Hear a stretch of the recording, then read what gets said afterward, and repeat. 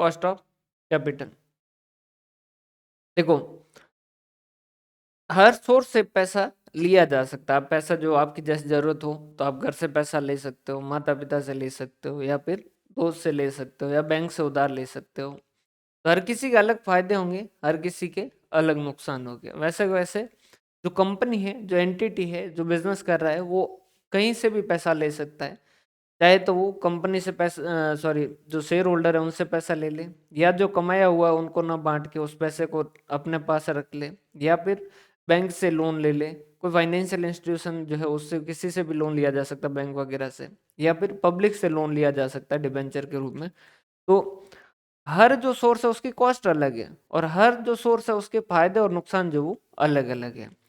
तो सबसे पहले तो हम देखेंगे कि भाई हर जो सोर्स है उसकी कॉस्ट क्या है। बाकी के इम्पैक्ट जो है वो बाद में देखेंगे कि भाई इससे और क्या चीजें फायदा, क्या नुकसान। जैसे कि आप डिबेंचर से पैसा लेते हो तो उस केस के अंदर पैसा देना एक फिक्स बर्डन हो जाता है कि आपको इंटरेस्ट का पेमेंट करना ही है। लोन लेते हो तो आपको इंटरेस्ट का पेमेंट करना ही है। वहीं पर प्रेफरेंस शेयर करते हो इश्यू, तो उस केस के अंदर अगर प्रॉफिट है तो देना है, नहीं है तो नहीं देना। इक्विटी है तो फिर और उस केस के अंदर बिल्कुल सीधी सी बात है कि प्रॉफिट होगा तो ही देंगे, लेकिन एक्सपेक्टेशन जो इक्विटी में लगाएगा उसकी ज़्यादा रहेगी। तो वो सारी चीज़ें अपन बाद में देखें। अब भी जो अपन देख रहे हैं सबसे पहले बेसिक की कॉस्ट जो वो क्या क्या लगती है। तो शुरुआत करें, सबसे पहला जो सोर्स ले रहे हैं अपन, सबसे पहला सोर्स ले रहे हैं कि हम पैसा ले कहाँ से सकते हैं, डिबेंचर से।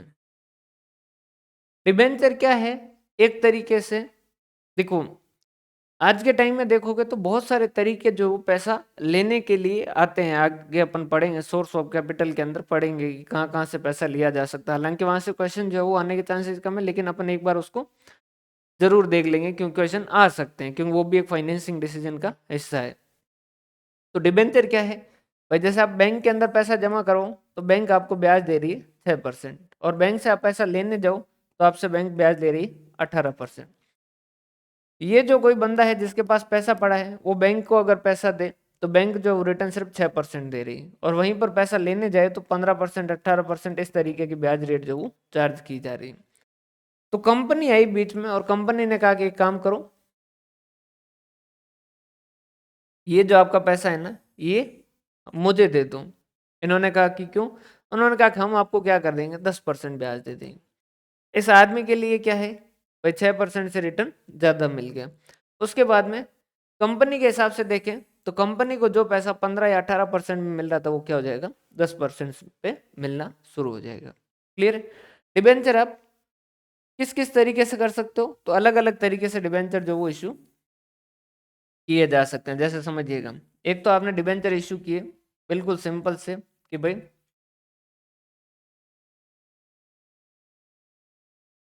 एक तो आपने डिबेंचर इशू किए कि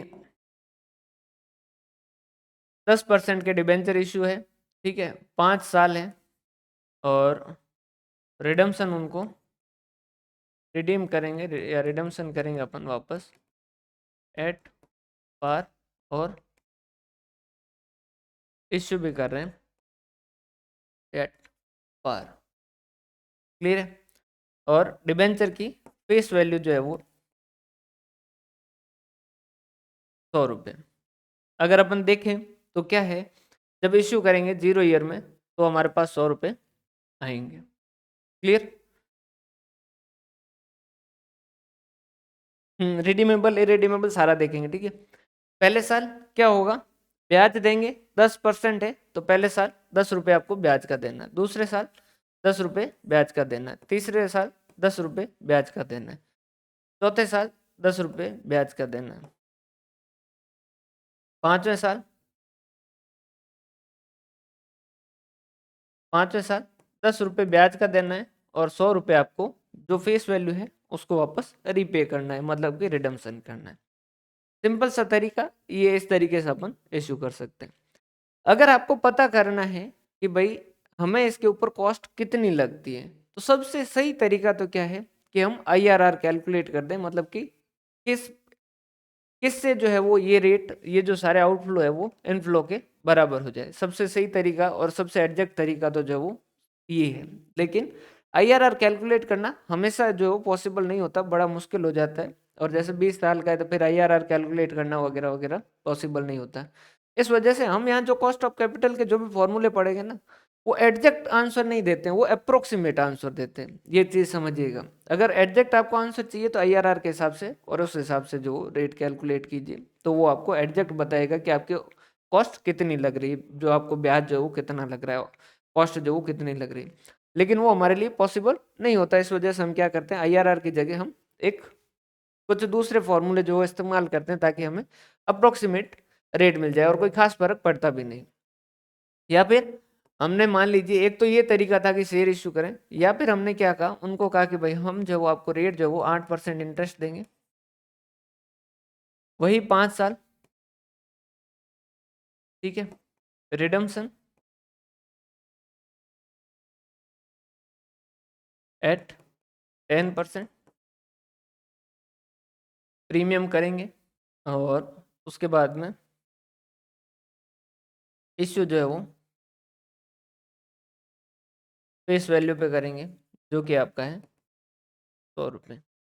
क्या होगा इस केस के अंदर, 0 ईयर में आपका जो पैसा जाएगा, सॉरी पैसा आएगा जब इश्यू करोगे 100 रुपये, पहला, दूसरा, तीसरा, चौथा और पांचवा। फिर 8% इंटरेस्ट है, तो पहले साल आपका पैसा कितना आ जाएगा, 8 रुपये ब्याज का आपको पेमेंट करना। दूसरे साल 8 रुपये आपको ब्याज का पेमेंट करना। तीसरे साल 8 रुपये आपको ब्याज का पेमेंट करना। चौथे साल 8 रुपये आपको ब्याज का पेमेंट करना, और पांचवें साल 8 रुपये आपको ब्याज का पेमेंट जो वो करना है। क्लियर है। उसके अलावा अब 100 की जगह वापस कितने देने, 110 रुपये। कितने देने, 110 रुपये। यहाँ वाले में बात करें तो टोटल 5 साल में आपने एक्स्ट्रा कितने दिए, 100 के बदले में 5 साल जो ब्याज का दिया 50 रुपये, और उसके अलावा क्योंकि इश्यू भी आपने फेस वैल्यू पे किया था और रिडम्शन भी फेस वैल्यू पे किया था, तो एक्स्ट्रा कुछ भी नहीं दिया। यहाँ आपने क्या किया, 8 पंजे 40, तो आपने 40 रुपये तो क्या किए, इंटरेस्ट के दिए, और उसके अलावा 100 रुपये में इश्यू करके जो है माइनस 10 रुपये तो ये दिए, और 100 रुपये 100 रुपये में इश्यू करके 110 में किया, तो 10 रुपये आपने क्या किए, प्रीमियम पे एक्स्ट्रा, सॉरी रिडम्शन पे एक्स्ट्रा रुपए दिए। तो यूं देखें तो टोटल आपने यहाँ भी 50 रुपये दिए और यहाँ भी 50 रुपये ही दिए। अगर टाइम वैल्यू ऑफ मनी को कंसिडर नहीं करें तो उस केस के अंदर दोनों की कॉस्ट जो वो सेम ही लग रही है। भाई 5 साल में 50 रुपये आगे वाले को एक्स्ट्रा देने पड़े, यहाँ भी 5 साल में 50 रुपये जो एक्स्ट्रा देने पड़े। फिर एग्जैक्ट रेट कैलकुलेट करना है, आप आईआरआर कैलकुलेट कीजिए, लेकिन वो हमारे लिए इतना पॉसिबल होता नहीं है। तो 5 साल का शेयर लिया, अगर 10 साल का होता तो उस केस के अंदर और दिक्कत होती। तो हम क्या करते हैं, कॉस्ट कैसे कैलकुलेट करते हैं, हम कहते हैं कि भाई जैसे कि यहाँ जो वो क्या लग रहा है, एक तो जैसे पहले वाले केस में देखें, तो पहले वाले केस में क्या है, आपको जैसे शेयर जो है वो 100 रुपये मिले, 100 रुपये के बदले में आपको क्या करना है, 10 रुपये देना है। तो 10 रुपये दे रहे हो 100 रुपये पे, तो आपका 10% जो वो कॉस्ट लग रही है। क्लियर है, 10% जो कॉस्ट लग रही है।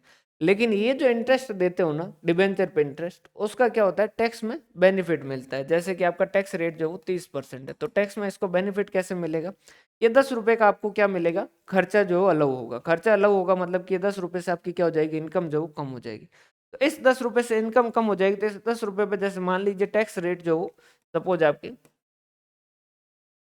टैक्स रेट जो सपोज आपकी 30% है, तो ये 10 रुपये तो जाएंगे, लेकिन इस 10 रुपये की वजह से आपकी कुछ बचत हो जाएगी। क्या बचत हो जाएगी कि ये 10 रुपये जो आपका खर्चा अलग होगा, उस वजह से ये 10 रुपये से आपकी इनकम कम हो जाएगी। तो इस 10 रुपये पे जितना टैक्स बनता है उतने टैक्स की क्या हो जाएगी, बचत हो जाएगी। तो 10 रुपये पे टैक्स का बचत कितनी हो जाएगी, टैक्स की बचत हो जाएगी 10 का 30%, जैसे 30% टैक्स रेट है तो ये बचत हो जाएगी। तो टोटल आपको 7 रुपये का खर्चा आ रहा है 100 रुपये पे, 7 रुपये का खर्चा आ रहा है 100 रुपये पे। तो आप क्या कहोगे, 7 रुपये मेरे लग रहे हैं 100 रुपये पे, तो मेरी जो कॉस्ट ऑफ कैपिटल की कॉस्ट ऑफ डेप्ट जो है वो कितनी है, कि डी कितनी है, कॉस्ट ऑफ डिबेंचर जो वो कितनी है, मेरी 7%। इस वाले केस में समझिएगा, इस वाले में क्या है, मैं ब्याज कितना दे रहे हैं, 8 रुपये दे रहे हैं, लेकिन 8 रुपये की वजह से टैक्स में बेनिफिट मिलेगा, जो कि कितना है, 8 रुपये का 30% जो वो टैक्स में बेनिफिट मिल जाएगा। तो 8 रुपये का 30% कितना हो गया? 8 इंटू 0.3 2.4। तो 8 में से 2.4 की तो ये बचत हो जाएगी। तो आपके टोटल कॉस्ट आपकी कितनी पड़ेगी? 8 माइनस 2.4, 8 माइनस 2.4 5 पॉइंट। लेकिन इसके अलावा एक कॉस्ट आपकी और लग रही है। एक कॉस्ट आपकी कौन सी लग रही है? ये 10 रुपये का प्रीमियम जो वो आपका और लग रहा है। तो इस प्रीमियम को हम कैसे एडजस्ट करते हैं कि भाई 10 रुपये आप एक्स्ट्रा दे रहे हो। अब आप क्या, आपको रेट कैलकुलेट करनी है तो आप क्या कहोगे कि हर साल मुझे पैसा कितना मिला? 100 रुपये मिले और 100 रुपये के बदले में मुझे भुगतान कितना करना पड़ रहा है वो देख रहे हैं। तो आपको यूं देखे तो हर साल सिर्फ 8 रुपये देना और लास्ट के अंदर 10 रुपये देना है। तो इसको हम क्या करते हैं, इस तरीके से लिखते हैं। हम कहते हैं कि हम ये ऐसे नहीं दे रहे हैं, हम जो है इसको पेमेंट जो कैसे कर रहे हैं, हम ऐसा मानते हैं कि भाई 100 रुपये ये गए, 8 रुपये, 8 रुपये, 8 रुपये, 8 रुपये और माइनस 8 रुपये माइनस 100 रुपये। और ये जो एक्स्ट्रा 10 रुपये है ना, ये कॉस्ट हम पूरे 5 साल के अंदर जो क्या कर देते हैं, डिस्ट्रीब्यूट कर देते हैं कि 2 रुपये यहाँ एक्स्ट्रा गए, 2 रुपये यहाँ एक्स्ट्रा गए, 2 रुपये यहाँ एक्स्ट्रा गए, 2 रुपये यहाँ एक्स्ट्रा गए और 2 रुपये यहाँ एक्स्ट्रा गए। ये जो 10 रुपये इसको बांट देते हैं। अब इस वजह से होता है क्या, समझिएगा, एक्चुअल में पेमेंट तो वहीं लास्ट में कर रहे हैं। अब आप कहोगे कि टाइम वैल्यू ऑफ मनी के हिसाब से काफी जो वो चेंज आ जाएगा। अभी उसको भी देखते हैं। तो हम क्या करते हैं, हम कहते हैं कि भाई देखो, एक तो 8 रुपये दे रहे हैं और इसका 8 रुपये का हमें 1 माइनस टैक्स रेट जो वो 30% टैक्स का फायदा मिल जाता है। मतलब कि जो है ये आपका 5.6 रुपये तो ये लगते हैं। उसके अलावा redemption value minus issue price जो है वो divided by number of year. ये जो 10 रुपये आप एक्स्ट्रा दे रहे हो ना, उसको क्या करो 500 सालों में बांट दो। तो हर साल उसकी कॉस्ट कितनी आ रही? 2 रुपये कॉस्ट आ रही। और इसके बदले में पैसा कितना मिला? अब यहाँ पर डिवाइड में सीधा 100 नहीं लिख सकते। समझ पा रहे हो बात की भाई, पैसा जो 100 आया है, 100 पे कॉस्ट नहीं लग रही है। 100 और 110 लास्ट के अंदर 100 के बदले में कितना दे रहे हो? 110। तो ऑन एन एवरेज आपका पास पैसा कितना रहा? 100 प्लस 110 भाग 2 कर दोगे। तो अब क्या कहोगे? आप कहोगे कि मेरी कॉस्ट कितनी लग रही है? 8 इंटू 0.7, 5.6 रुपये तो मेरे इंटरेस्ट के जा रहे हैं। और हर साल क्योंकि मैं रिडम्पशन ज़्यादा पे कर रहा हूँ तो उसकी कॉस्ट मेरी हर साल पड़ रही है 2 रुपये। तो मेरे हर साल जो कॉस्ट कितनी पड़ रही है, यूँ देखे तो 5 से 6 साल 7.6 रुपये की कॉस्ट पड़ रही है। उसके बदले में पैसा कितना है? 100 और 110 का एवरेज। शुरुआत में 100 लिए, लास्ट में 110 दिए, मतलब कि ऑन एन एवरेज पैसा कितना रहा? 105 रुपये मेरे को मिले हैं। तो 105 रुपये पे ये मेरी कॉस्ट लग रही है। तो मैं क्या कहूँगा कि मेरे 7.6 रुपये लगते हैं 105 पे। 7.6 डिवाइडेड बाय 105, तो ये मेरी आ गई 7.23%। सर क्या ये रेट एग्जैक्ट है? क्या ये रेट पूरी तरीके से एक्यूरेट है? नहीं, ये पूरी तरीके से एक्यूरेट नहीं। पूरी तरीके से एक्यूरेट कैलकुलेट करना था आप IRR के हिसाब से कीजिए, जैसे हम आगे पढ़ेंगे रियलाइज एल्ड कहीं। लेकिन ये अप्रोक्सीमेटली जो क्या रहेगी, सेम रहेगी। समझ पा रहे बात? इस हिसाब से हम क्या करते हैं कि भाई डिबेंचर जब भी इश्यू होंगे तो डिबेंचर आपके 2 तरीके के हो सकते हैं। डिबेंचर जो है वो आपके 2 तरीके से हो सकते हैं। एक तो जो है वो इरिडीमेबल, मतलब कि जिनको आप रिडीम नहीं करोगे। और एक जो है वो क्या हो सकते हैं,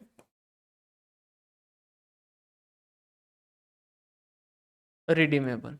अगर इरिडीमेबल है तो उस केस के अंदर क्या रिडम्शन वैल्यू वगैरह कुछ होगी क्या? नहीं, कुछ भी नहीं होगी। तो आपको केडी कैलकुलेट करना है। सीधा क्या करोगे, सिर्फ एक कॉस्ट लग रही है आपकी इंटरेस्ट 1 माइनस टी, जो भी इंटरेस्ट का पैसा है उसमें से टैक्स का बेनिफिट देने के बाद में, और डिवाइडेड बाय क्या कर दोगे, आपके जो भी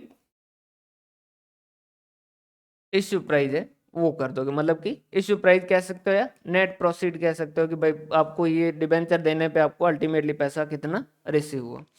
वहीं पर अगर रिडीमेबल है तो उस केस के अंदर 2 कॉस्ट लग सकती है। एक तो आप इंटरेस्ट का पैसा दे सकते हो और एक रिडम्पशन पे ज़्यादा दे सकते हो। क्लियर है? कई बार ये भी हो सकता है कि रिडम्पशन पे कम दे, लेकिन वैसा नॉर्मली केस होता नहीं है। ऐसे डिबेंचर जो कोई खरीदना पसंद नहीं करता है। तो यहाँ होगा तो क्या होगा, के डी बराबर क्या होगा, एक तो इंटरेस्ट की कॉस्ट लगती है लेकिन उस पर टैक्स का बेनिफिट मिल जाता है। तो नेट हमारी इंटरेस्ट की कॉस्ट कितनी है, और प्लस क्या कर देंगे उसमें हमारी रिडम्पशन वैल्यू कितनी है, माइनस उसमें से इश्यू प्राइस क्या है, डिवाइडेड बाय एन, जो नंबर ऑफ ईयर कितने हैं, जैसे 5 साल है तो डिवाइड बाय 5 कर देंगे, मतलब 5 साल में उतने कॉस्ट जो बांट देंगे, और डिवाइड क्या करेंगे, redemption value plus net profit divide by 2 कर देंगे। तो इससे आपकी क्या हो जाएगी, के डी मिल जाएगी, कॉस्ट ऑफ डिबेंचर मिल जाएगी। समझ पा रहे हो बात? तो ये लिख दीजिए, और यहाँ तक का जो है कोई डाउट हो तो बताइए।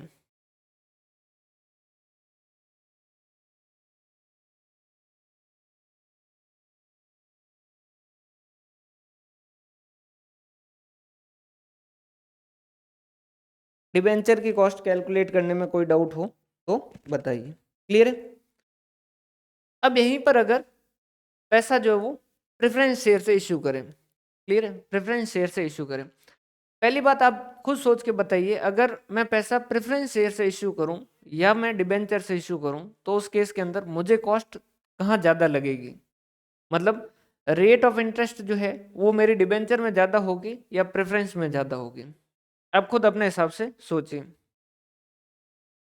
कन्वर्टिबल डेब्ट हो तो उसके अंदर रिडम्पशन वैल्यू की जगह जो कन्वर्जन वैल्यू है वो आ जाएगी।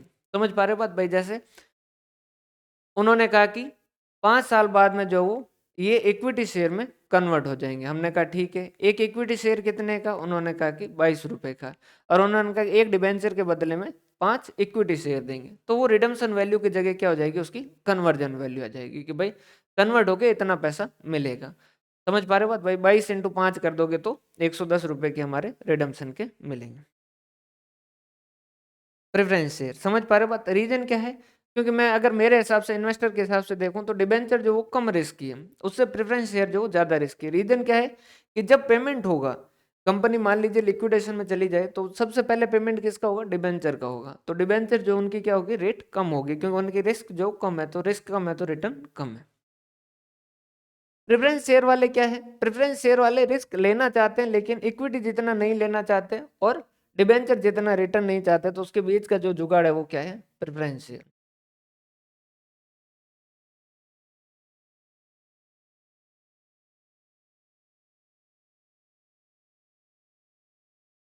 तो ये एक क्वेश्चन जो है वो वैसे तो अकाउंट में पढ़ेंगे, लेकिन बता दीजिए, क्या preference share, irredeemable preference share जो वो इशू किए जा सकते हैं क्या?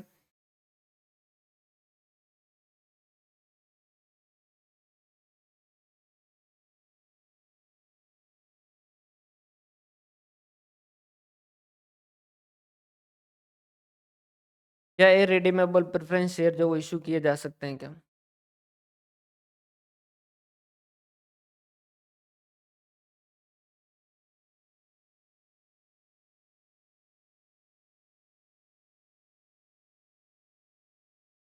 नहीं, 20 साल तक जो है, 20 साल के अंदर रिडम्पशन करना होता है, एक्सेप्ट जो है अगर इंफ्रास्ट्रक्चर वगैरह प्रोजेक्ट है तो उस केस के अंदर आप करते हैं, तो उस केस के अंदर आप ज़्यादा का कर सकते हैं, लेकिन यहाँ क्वेश्चन पूछा जा सकता है रिडीमेबल या रिडीमेबल। इसमें क्या कॉस्ट लगेगी आपकी, के पी क्या होगी, सेम प्रेफरेंस शेयर जो वैसा का वैसा रहेगा, यहाँ पर जो क्या दोगे आप, इंटरेस्ट की जगह क्या दोगे, डिविडेंड दोगे। क्या इस डिविडेंड में टैक्स का बेनिफिट मिलेगा क्या? नहीं। कारण क्या है, क्योंकि क्या ये डिविडेंड जो है वो आपके इनकम से कम होगा, क्या ये टैक्स में अलाउड होगा क्या? नहीं, क्योंकि ये खर्चा नहीं है, समझिएगा, ये खर्चा नहीं है। अगर खर्चा होता तो टैक्स अलाउ करता, कोई दिक्कत वाली बात नहीं, अगर टैक्स खर्चा होता तो ये अलाउ किया जा सकता, लेकिन ये खर्चा नहीं है, ये प्रॉफिट का बंटवारा है। हमने पूछा ये प्रॉफिट का बंटवारा क्यों है, उन्होंने कहा कि ये प्रेफरेंस शेयर है, और शेयर होल्डर जो क्या है, मालिक है। समझ पा रहे हो बात? तो ये कौन है, मालिक है, तो क्योंकि ये मालिक है, इस वजह से ये जो है पैसा जो भी इनको डिविडेंड के रूप में दिया जाएगा, उसका टैक्स में कोई भी बेनिफिट नहीं मिलेगा। अगर इरेडीमेबल है तो जो भी आपका डिविडेंड दिया डिवाइडेड बाय इश्यू प्राइस कह दो, या नेट प्रॉफिट कह दो, कि भाई 100 रुपए का डिबेंचर इशू, सॉरी 100 रुपए का प्रेफरेंस शेयर इशू किया, उसके ऊपर 10 रुपए का डिविडेंड दे रहे हो, तो 10 डिवाइडेड बाय 100 जो है हमारी कॉस्ट आ रही है। बिल्कुल अप्रोप्रिएशन है। वहीं पर रिडीमेबल है तो उस केस के अंदर क्या होगा, वही केपी, सेम वैसा का वैसा। एक तो आप डिविडेंड दोगे जिसके ऊपर जो आपको 1 - टी नहीं करना है, क्लियर है। उसके अलावा रिडीमेबल है तो आप फिर वही खेल खेल सकते हो कि रिडम्पशन जो आप ज़्यादा पे करो या रिडम्पशन जो आप कम पे करो। Redeemable value minus issue price divided by n upon redemption value plus net proceed divide by 2। Clear है। तो सेम वैसा का वैसा है, कोई भी चेंज नहीं है। बस आप क्या करोगे यहाँ पर,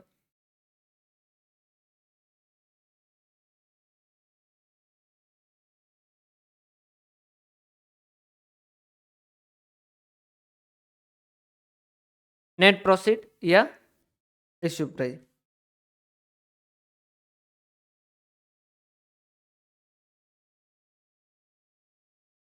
अच्छा, आई पे लिख दिया, एन पे लिख, इश्यू, हाँ इश्यू प्राइस लिख सकते हो या नेट प्रोसीड लिख सकते हो, जैसी भी आपकी इच्छा।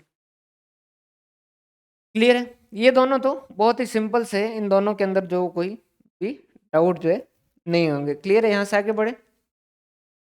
अब इसके बाद में जो आता है वो आता है आपका, यहाँ तक कोई डाउट हो तो बता दीजिए। इसके बाद में आता है आपका इक्विटी शेयर। अब इक्विटी शेयर में क्या है, अलग अलग अप्रोच है। अलग अलग क्या है, अप्रोच है। अप्रोच क्या है, किसी ने कहा कि इक्विटी शेयर की वैल्यू जो है वो डिसाइड करता है डिविडेंड, उसके ऊपर दिया जाने वाला डिविडेंड। उन लोगों का कहना ये था कि जो इन्वेस्टर है उसको शेयर की वैल्यू में उतना जो वो भाव नहीं है, या शेयर पे कितना कमाया जा रहा है उससे ज़्यादा वो किस पे ध्यान देते हैं कि इस शेयर पे डिविडेंड कितना मिलता है। तो वो जो है अपनी रेट जब कैलकुलेट करते हैं, या जो शेयर होल्डर अपनी एक्सपेक्टेशन रखते हैं, उनकी एक्सपेक्टेशन उस शेयर पे मिलने वाले डिविडेंड से डिसाइड होती है, न कि अर्निंग से होती है। कुछ लोगों ने इसके जस्ट अपोज में कहा, उन्होंने कहा कि नहीं भाई, चाहे कंपनी ने जैसे 10 रुपए कमाए उसमें से 5 रुपए बांट रही है और 5 रुपए रोक रही है, तो आखिर कमा तो 10 रुपए रही है। समझ पा रहे बात। और जो भी कमाया वो किसका, इक्विटी शेयर का। तो शेयर की वैल्यू जितना पैसा बांटा जा रहा है उससे नहीं, जो कमाया जा रहा है उससे डिसाइड होगा। तो ये दो लोगों ने आपस में क्या किया, आपस में बहस की। तो हमने कहा कि ठीक है, तुम दोनों की जो है वो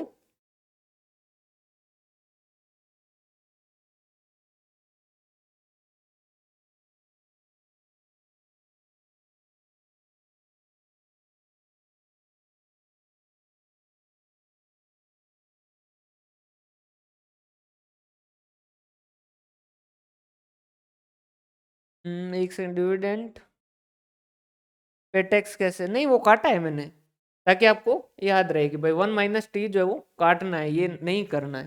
क्लियर है, ताकि आपको पता रहे।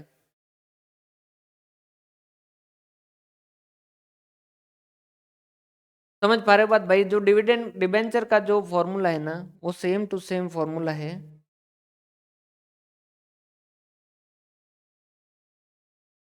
देखो, डिविडेंड डिस्ट्रीब्यूशन टैक्स और वो सारी अलग कहानी है। अपन जो है यहाँ पर अपने हिसाब से देख रहे हैं, वहां पर जो क्या टैक्स लगेगा वगैरह वगैरह वो सारी की सारी। और आज के टाइम में जो डिविडेंड भी शेयर होल्डर के हाथ में भी 10 लाख रुपए तक का उसका एग्जाम्पशन है। ठीक है।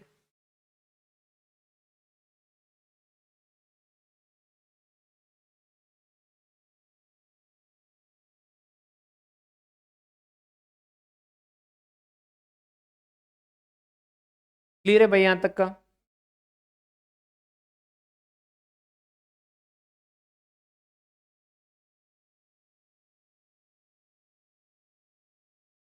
इक्विटी शेयर तो पहली जो है वो क्या है,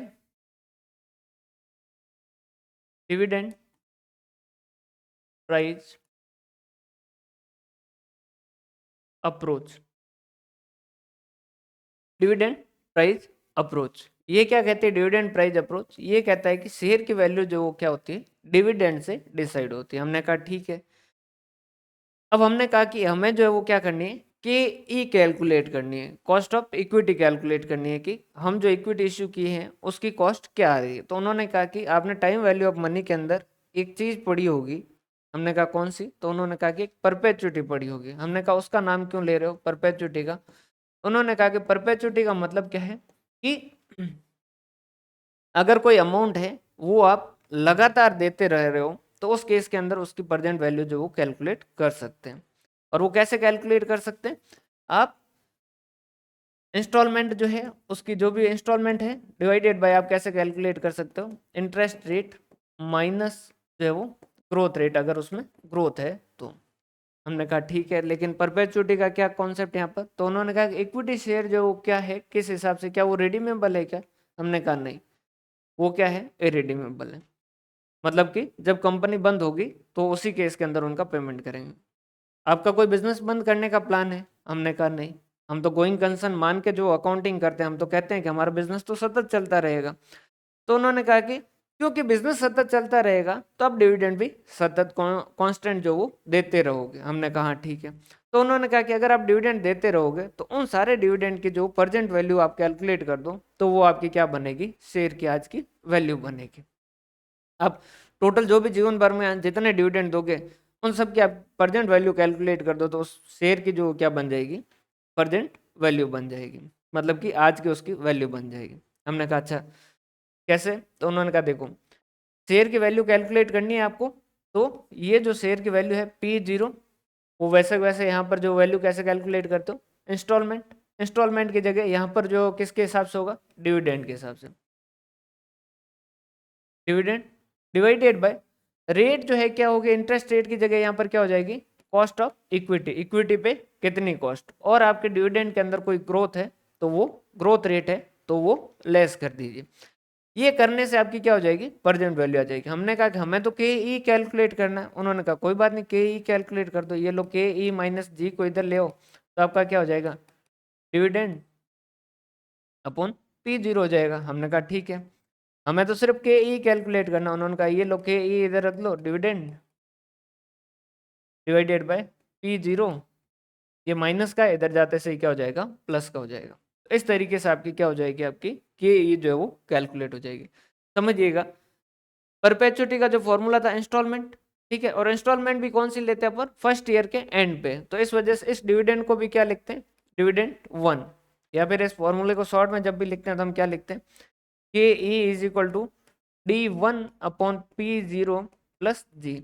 D1 का मतलब क्या है, पहले साल के अंत में दिया जाने वाला डिविडेंड। जैसे उन्होंने कहा कि पिछले साल हमने डिविडेंड जो 2 रुपए दिया है और हमारे डिविडेंड के अंदर 5% की ग्रोथ है, तो हम यहाँ पर क्या लेंगे, जो आपका 2 रुपए है उसमें 5% जोड़ के। तो D1 का मतलब क्या है, dividend at the dividend at the end of first year. Clear है? ये वाला यहाँ तक का देखिए, इसमें कोई डाउट हो तो बताइए। बिल्कुल बिल्कुल, ये जो है एक्चुअल में गॉर्डन जो था उसी ने ये बात कही थी।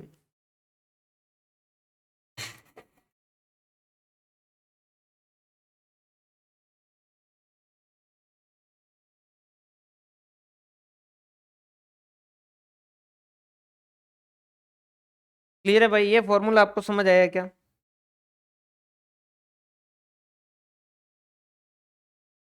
इस फॉर्मूले तक कोई डाउट हो तो वो बता दीजिए।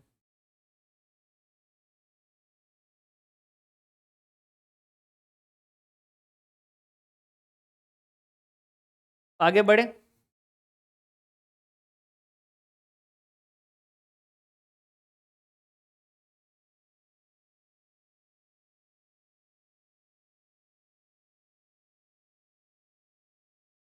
दूसरा आया earning price approach, earning price approach कर देंगे। कोई सीधा सा है, गोल्डन ग्रोथ, उसका पूरा नाम अगर करोगे ना तो सीधा से याद आ जाएगा। ग्रोथ जो है वो जी उसने यूज किया है, गोल्डन ग्रोथ उसने जी से जो यूज किया है। उसके बाद में मोदी गिलानी एंड मिलर एक है, मोदी गिलानी एंड मिलर ने जहां भी दिया है वो इररिलेवेंस वर्ड यूज किया। उसको जो है वो कहता था किसी से कोई फर्क ही नहीं पड़ता, उसने डिविडेंड डिसीजन के अंदर, कॉस्ट ऑफ कैपिटल के अंदर जहां भी थ्योरी दी हमेशा इररिलेवेंट ही दी। क्लियर है भाई?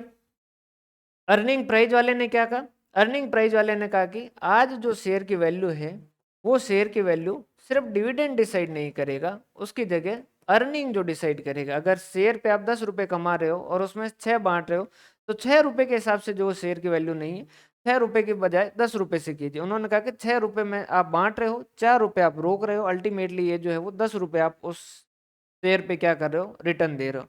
और ये कब तक देते जाओगे, कंटिन्यूस देते जाओगे। तो इसकी प्रेजेंट वैल्यू कैलकुलेट करनी तो आप क्या करोगे, के ई माइनस जी करोगे। फिर जो वैसे ही के ई माइनस जी बराबर जो क्या हो जाएगा, E1/P0 और के ई इज इक्वल टू हो जाएगा E1/P0 प्लस ग्रोथ रेट। हाँ अभी आगे देखेंगे इसको, जस्ट इसके बाद में रिटेन अर्निंग को देखेंगे ना, तो रिटेन अर्निंग के कंपैरिजन में इसको लिख देंगे।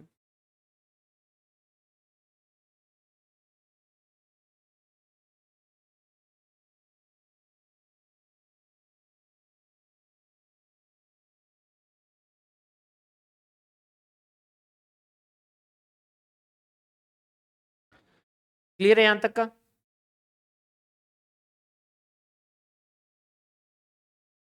ये दोनों समझ आए। इसके बाद में एक और आया तीसरा, उन्होंने कहा कि कॉस्ट ऑफ इक्विटी क्या होगी, ये होगी कि आगे वाले की शेयर होल्डर की एक्सपेक्टेशन क्या है, उस हिसाब से आप जो वो क्या करो, के ई कैलकुलेट करो। हमने कहा कैसे, तो उन्होंने कहा कि अगर आप किसी को एक्सपेक्टेशन के हिसाब से नहीं दोगे तो उस केस के अंदर शेयर की वैल्यू जो वो क्या हो जाती है, चेंज हो जाती है। भाई जैसे अभी जो है वो एनिवर्सरी थी थोड़े दिन पहले, तो मेरे यहाँ रूम में ही पड़े रहते हैं, तो जो फ्रेंड थे उन्होंने कहा कि आप एक काम करो, कुछ गिफ्ट दे दो। मैंने कहा इस बार गिफ्ट देने में दिक्कत नहीं, फिर क्या हो जाएगी, उससे एक्सपेक्टेशन आ जाएगी कि भाई अगले साल फिर जो है ये तो वापस आ जाएगा, वापस आएगा तो फिर वापस देना पड़ेगा। इस वजह से इसको कैंसिल करना ज़्यादा ठीक है। तो उन्होंने कहा कि शेयर जो है उसकी वैल्यू कैसे डिसाइड होगी, शेयर होल्डर की उस शेयर से क्या एक्सपेक्टेशन है, और उसके बाद में आप उसके बदले में रिटर्न कितना दे रहे हो। तो इसने क्या कहा, इसका नाम क्या है, CAPM या capital asset pricing model. Clear है भाई? तो इन्होंने क्या कहा, बहुत पहले था नवंबर लगभग में था, ठीक है। तो CAPM जो है उसका, उसमें कैसे होगा, देखो ये क्या कहता है कि शेयर होल्डर कितनी एक्सपेक्टेशन करेगा, ये डिसाइड करेगा सबसे पहले तो RF। हमने कहा ये क्या है कि अगर share holder risk free security के अंदर इन्वेस्ट करता तो उसे कितना रिटर्न मिलता। हमने कहा जैसे, तो उन्होंने कहा जैसे गवर्नमेंट बॉन्ड के अंदर वो पैसा लगा देता तो कितना मिलता। हमने कहा कि 6% मिलता। तो उन्होंने कहा पहली बात तो ये 6% वो मांगेगा ही मांगेगा। हमने कहा ठीक बात।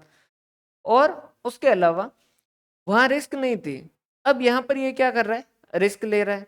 तो रिस्क ले रहा है तो इस वजह से ये क्या मांगेगा, रिस्क के बदले में प्रीमियम मांगेगा। भाई रिस्क के बदले में प्रीमियम मांगेगा, कि मैं रिस्क ले रहा हूं तो मुझे उसके बदले में ज्यादा मिलना चाहिए। समझ पा रहे बात?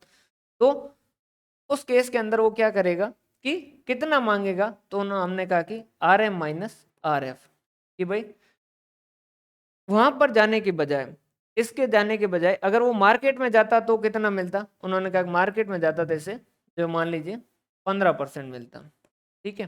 तो उन्होंने कहा कि 15 - 6% कितना हो गया आपका,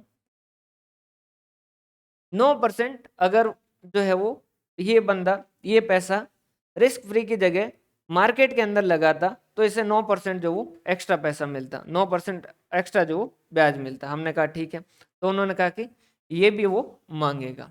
हमने कहा ठीक है, कोई दिक्कत वाली बात नहीं। फिर इसके बाद में जो क्या होता है, देखो इसके बाद में जो है एक वर्ड आएगा बीटा। इस बीटा का मतलब समझिएगा,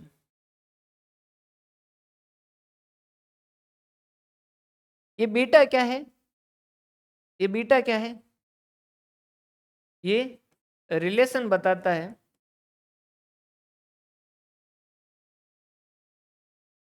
कंपनी एंड मार्केट का। कंपनी एंड मार्केट का जो है वो क्या करता है, रिलेशन बताता है। जैसे अगर कंपनी का बीटा जो है वो 1 है, इसका मतलब क्या है, अगर मार्केट और कंपनी। अगर मार्केट जो है बीटा 1 है तो उसका मतलब क्या है, अगर मार्केट 10% से ऊपर जाएगा तो कंपनी भी 10% से ऊपर जाएगी। मार्केट अगर 10% से नीचे जाएगा तो ये भी क्या होगा, 10% से नीचे जाएगा। हमने कहा ठीक। अगर बीटा किसी का 2 है, अगर किसी का बीटा जो है वो 2 है तो उसका मतलब क्या है कि ये अगर 10% से इंक्रीज होगा तो कंपनी के शेयर में कितना चेंज होगा, फ्लक्चुएशन कितना होगा, 20% होगा। फ्लक्चुएशन ज्यादा होना क्या रिस्की है या कम रिस्की है? अगर यहाँ 10% की जगह यहाँ 20% हो रहा है तो डबल हो रहा है, तो क्या ये आपके लिए रिस्की ज्यादा है या रिस्की कम है? आपको लग सकता है कि ये रिस्की कम है, लेकिन इसका जस्ट उल्टा भी देखिए। अगर मार्केट जो वो 10% से नीचे जाएगा तो उस केस के अंदर ये जो है कंपनी कितने से जाएगी, इसके शेयर जो वो क्या होंगे, 20% से नीचे जाएंगे।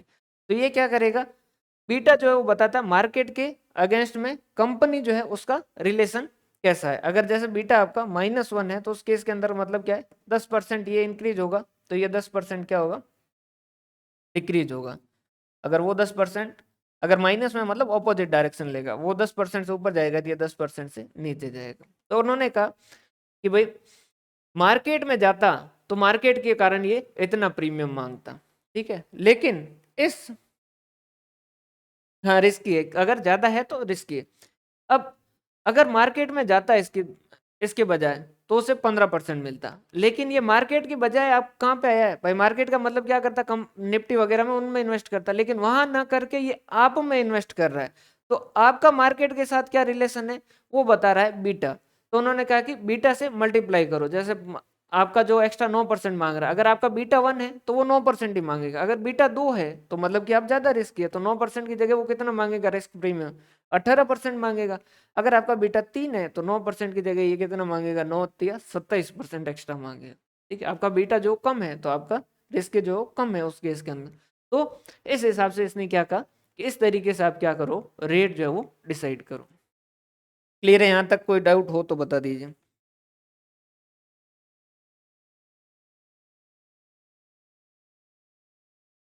इसके साथ थोड़ा सा एक बार रिस्क जो वो देख लीजिए।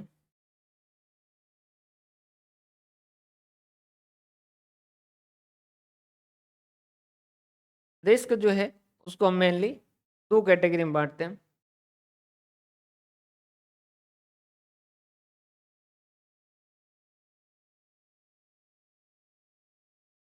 अनसिस्टमेटिक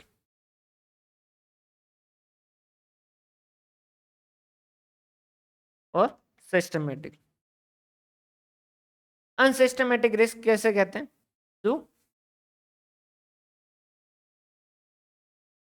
कंपनी स्पेसिफिक रिस्क है।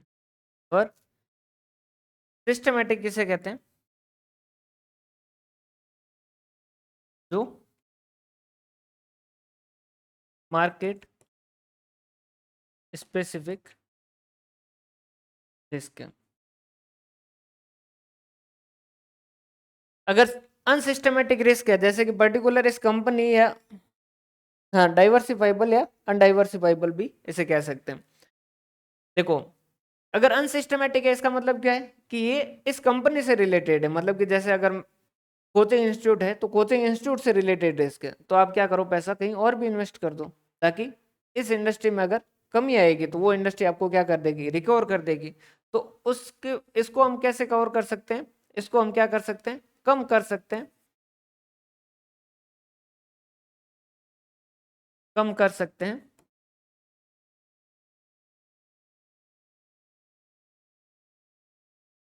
डाइवर्सिफाई करके। और इस वजह से हम इसे क्या कहते हैं, डाइवर्सिफाइबल, डाइवर्सिफाइबल रिस्क है।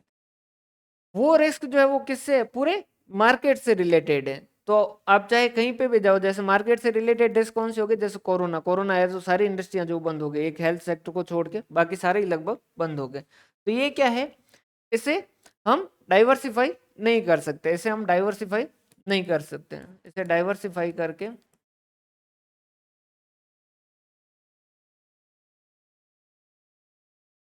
डाइवर्सिफाई करके कम नहीं किया जा सकता। तो ये आपकी क्या कहलाएगी? नॉन डाइवर्सिफाइबल रिस्क कहलाएगी। इसे हम क्या कहेंगे? Non diversifiable risk.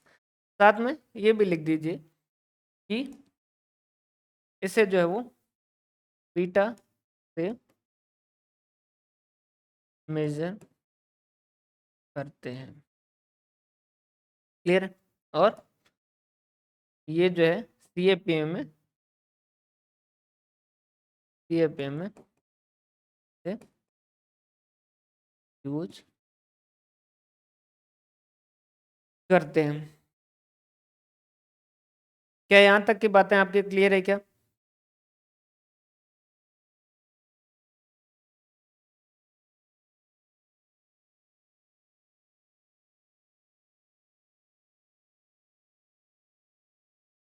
क्लियर है? इसके बाद में एक आपका लास्ट मेथड आता है,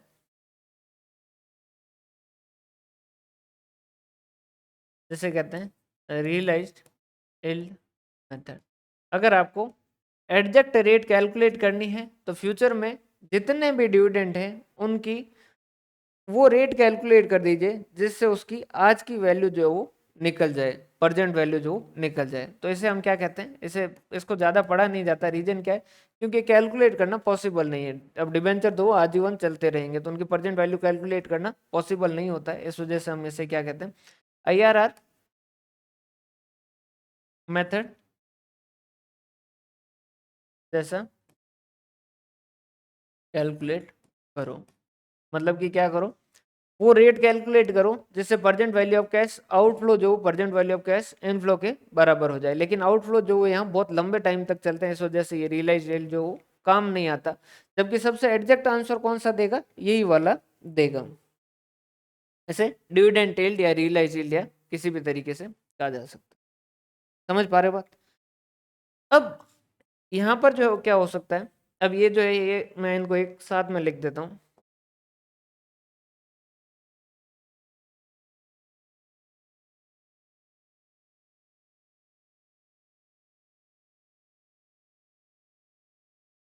इक्विटी शेयर सबसे पहला,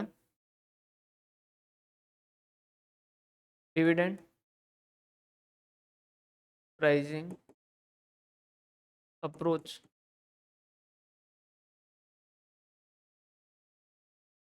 अर्निंग प्राइसिंग अप्रोच। तीसरा CAPM। और चौथा जो हूँ रियलाइज्ड। डिविडेंड प्राइसिंग के अंदर कैसे कैलकुलेट करेंगे? KE is equal to P1/P0 plus C।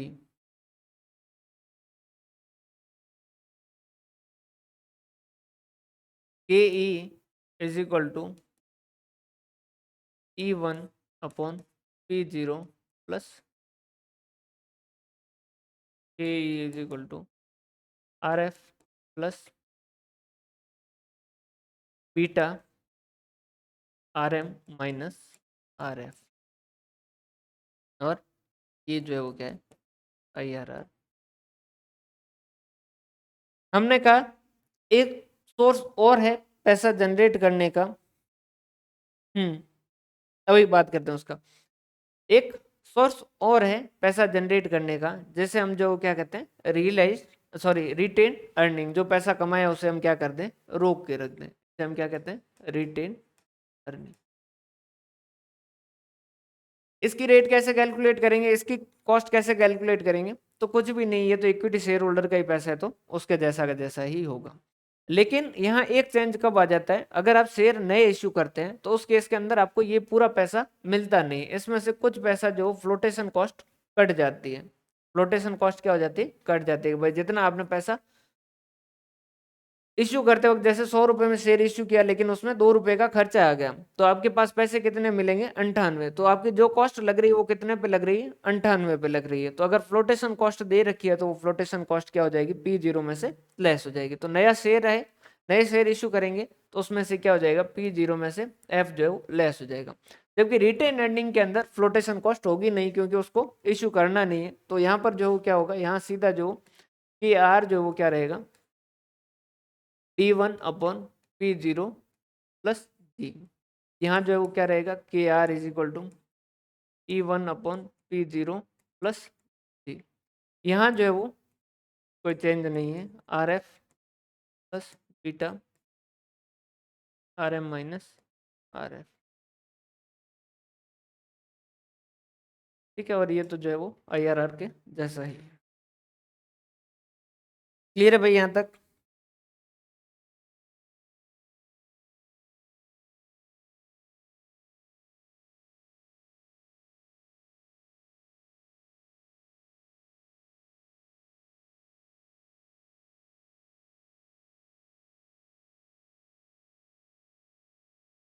Clear है। और एक जो है वो KR जो है वो कॉस्ट ऑफ रिटेन अर्निंग जो है वो KE से भी कैलकुलेट किया जा सकता है। KE से कैसे कैलकुलेट किया जा सकता है कि भाई KE अगर दे रखी है तो उसके बाद में देख लो भाई, इक्विटी अगर आप दोगे तो उस केस के अंदर जो है, मतलब इक्विटी पे जो भी पैसा आप उनको प्रोवाइड करोगे, चाहे डिविडेंड के रूप में या किसी भी रूप में प्रोवाइड करोगे, तो उनके ऊपर जो वो टैक्स वगैरह लग सकता है। और अगर आपको उसका रिटेन अर्निंग में टैक्स में कुछ फायदा मिलता है तो उस केस के अंदर उसका क्या ले लो? फायदा ले लो। ये 1 माइनस जो भी उसका पर्सनल टैक्स है वो आप क्या कर दीजिए? लेस कर दीजिए। और उसके अलावा एक्स्ट्रा कुछ फायदा मिल सकता है क्या? अगर फ्लोटेशन का कुछ फायदा है तो वो भी लेस कर दीजिए। और इस तरीके से भी जो आप कैलकुलेट कर सकते हो। क्लियर? वैसे ये आते नहीं है, लेकिन फॉर्मूला जो वो याद रखना, और उसमें से 1 माइनस कैपिटल गेन का अगर कोई टैक्स है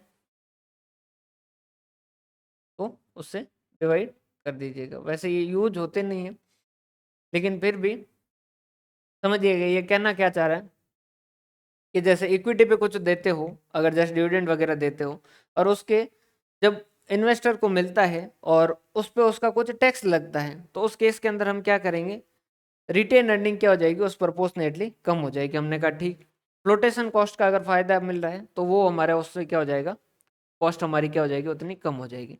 उसके अलावा अगर जैसे कैपिटल गेन टैक्स रेट है कुछ, कि भाई रिटेन जो शेयर की वैल्यू जो वो उसकी बढ़ती है और उस वजह से उसकी वैल्यू में कुछ इंक्रीज होता है, तो उस वजह से क्या हो जाएगी? KE को बढ़ा देंगे। नॉर्मली जो आपकी क्या रहेगी? नॉर्मली कौन महंगा होगा? नॉर्मली KE जो महंगा होगा KR से। यहाँ तक का एक बार देख लीजिए भाई, कोई डाउट हो तो।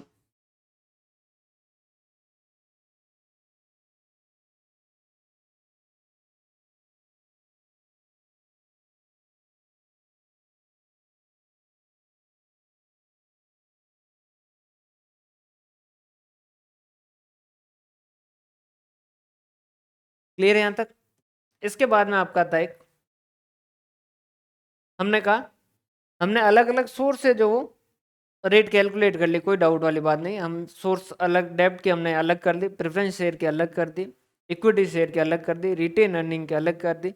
लेकिन हम जब कहीं इन्वेस्ट करते हैं तो हम देखते हैं कि हमारी जो कॉस्ट लगी है वो कॉस्ट कवर हो रही है या नहीं हो रही है, उससे ज़्यादा कवर हो रहा है या नहीं हो रहा। अगर उससे ज़्यादा कवर हो रहा है तो उस केस के अंदर हमें वो इन्वेस्टमेंट करना चाहिए। अब हम किससे कंपैरिजन करें? KD से करें, KE से करें, KR से करें, KP से करें, किससे करें? तो उन्होंने कहा कि ये तो आपके इंडिविजुअल सोर्स से जो आपकी कॉस्ट लग रही है वो है। हमने कहा तो उन्होंने कहा कि आप एक काम करो, overall cost of capital calculate करो। Overall cost of capital calculate करो भाई, टोटल मिला के आपकी कितनी कॉस्ट लग रही है। हमने कहा वो कैसे? तो उन्होंने कहा देखो कि ओ ये क्या हो जाएगा? KD आपका डिबेंचर कितना है इनटू डिबेंचर का वेट कितना है, KP इनटू प्रेफरेंस शेयर का वेट कितना है, के डी के पी और के ई, और वेट कितना इक्विटी का, के आर, और वेट कितना आर का। हमने कहा कि कैसे, तो उन्होंने कहा जैसे आपकी के डी जो है वो मान लीजिए 10% है, के पी आपके मान लीजिए 13%, के ई जो है वो मान लीजिए आपका 15% है, और के आर भी मान लीजिए 15%। आपने पैसा कहाँ कहाँ से उठाया, हमने कहा कि हमने पैसा डिबेंचर से भी उठाया है, प्रेफरेंस शेयर से भी उठाया, इक्विटी से भी उठाया, और रिटेन अर्निंग से भी उठाया। उन्होंने कहा डिबेंचर से कितना उठाया, उन्होंने कहा कि हमने डिबेंचर से जो 10 लाख रुपये जो लिए। प्रेफरेंस शेयर से कितना लिया, उन्होंने कहा प्रेफरेंस शेयर से हमने लिए 15 लाख रुपए। इनसे कितना लिया है, इनसे लिया है 20 लाख रुपए, और इनसे कितना लिया है 5 लाख रुपए। तब बताओ हमारी जो ओवरऑल कॉस्ट ऑफ कैपिटल क्या है, तो उन्होंने कहा कि 10% इंटू इसका वेट कितना है, आपके टोटल जो कैपिटल लगा रखी है उसमें 10 20 25, 25 से 35, 45 और 50, 10/50 plus 0.13 into 15/50 plus 0.15 into 20/50 plus 0.15 into 5/50। Clear है, तो ये आ जाएगी, क्या हो जाएगी आपकी, ये आपकी क्या हो जाएगी, कि ओ हो जाएगी। ये क्या हो जाएगी, कि ओ हो जाएगी। हमने कहा सर वैसे तो डेब्ट वाले में तो कोई दिक्कत नहीं है, लेकिन ये जो जैसे इक्विटी है इसके अंदर तो थोड़ी सी समस्या है। उन्होंने कहा कि क्या समस्या बताओ, क्या कि सर इसकी बुक वैल्यू अलग है, इसकी मार्केट वैल्यू अलग है, तो कौन सी लें। तो उन्होंने कहा कि वेट किसका लिया जाए, ये जो वेट है आप किसका लें। क्वेश्चन क्या है कि वेट किसका लें। मान लीजिए इनकी बुक वैल्यू 20 लाख है, लेकिन मार्केट वैल्यू इनकी 30 लाख रुपए है, तो हम 20 लाख कंसिडर करें या 30 लाख कंसिडर करें। तो उन्होंने कहा वेट जो वो लिया जा सकता है बुक वैल्यू का,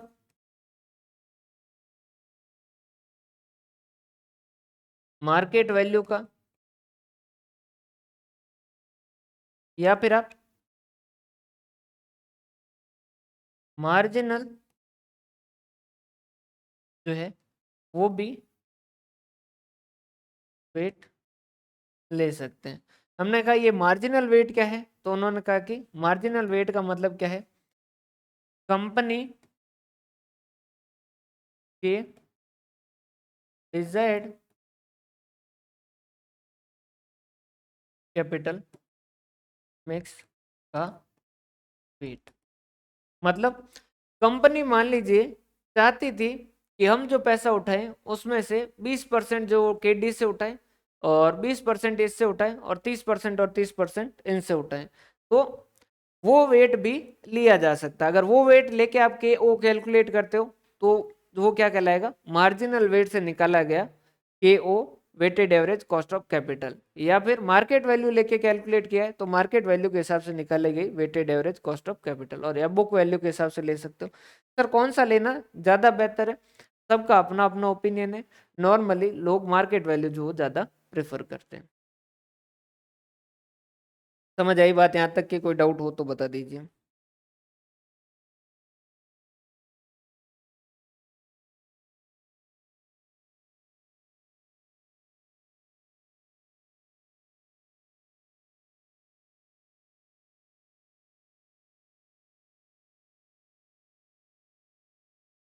क्लियर है भाई यहाँ तक का।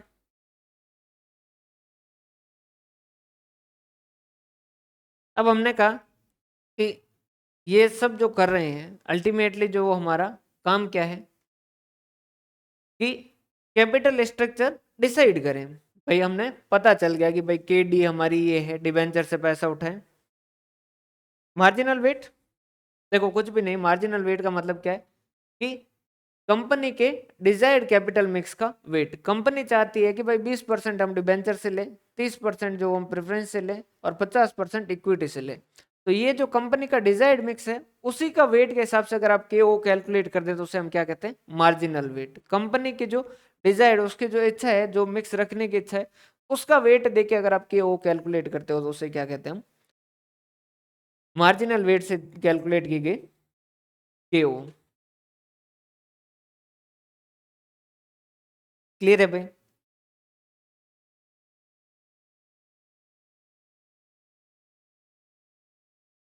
अपने हिसाब से कैलकुलेट करते हैं, क्योंकि एक्चुअल में क्या होता है, जैसे थेफ्ट जो वो कभी बढ़ता है कभी कम होता है, उसके अंदर फ्लक्चुएशन ज्यादा होता है। अपन जो है इस तरीके से क्वेश्चन लेके चलते हैं, वैसा नहीं है भाई। साल के अंदर रिडम्पशन भी होगा, कुछ नए इश्यू भी होंगे, ऐसी बहुत सारी दिक्कतें होती है। तो फिर हम क्या करते हैं, कंपनी कई बार ये कंपनी अपने हिसाब से कैलकुलेट कर रही है, समझिएगा। एफएम जो है वो एक तरीके से अकाउंटिंग में अकाउंटिंग स्टैंडर्ड बताते हैं कि भाई ये ट्रीटमेंट करोगे, ये आप डिस्क्लोज करोगे, इस तरीके से डिस्क्लोज करोगे, इस तरीके से प्रेजेंट करोगे। एफएम ऐसा नहीं है।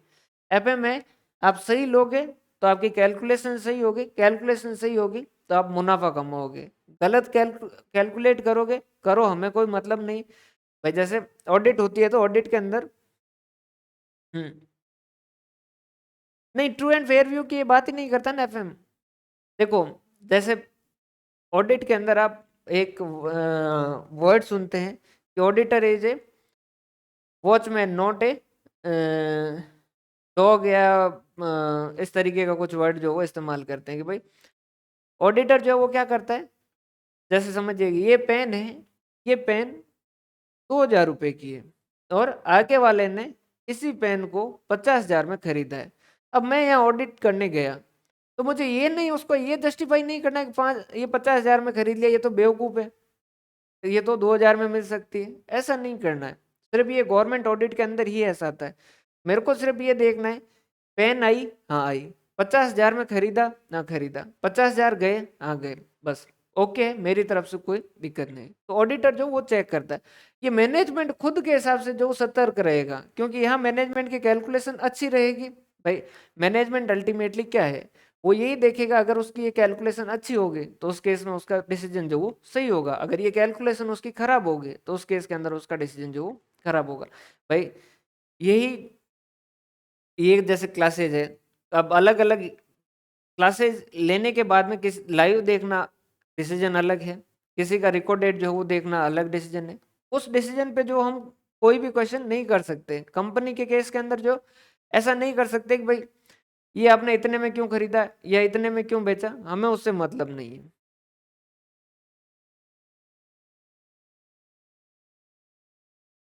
नॉट ए ब्लाउंड अमाउंट रखेंगे नहीं, मैनेजमेंट को हटा देंगे। अगर ऐसा करेंगे तो मैनेजमेंट को हटा देंगे। अगर management ultimately share holder management से तभी तक प्यार करेंगे जब तक शेयर होल्डर का पैसा मैनेजमेंट बढ़ा के देगा। अगर वो नहीं देता है, क्योंकि जैसे देखो अकाउंटिंग के अंदर जो इन्फॉर्मेशन चाहिए होती है ना, वो इन्फॉर्मेशन फिक्स होती है कि ये इन्फॉर्मेशन चाहिए। मैनेजमेंट में ऐसा नहीं है। मैनेजमेंट में कंपटीटर अपना प्रोडक्ट कब लॉन्च कर रहा है वो भी देखना पड़ेगा, और उसके हिसाब से भी डिसाइड करना पड़ेगा। एक मूवी देख रखी होगी आपने, के मेनन की, कॉर्पोरेट। तो वो कोल्ड ड्रिंक या ऐसा कुछ, कंपटीटर कब जो है वो लॉन्च करने वाला है, कंपटीटर के की डाटा चुराने की कोशिश करना है, ये सारा कुछ करेगा मैनेजमेंट। समझ पा रहे बात? क्लियर है भाई?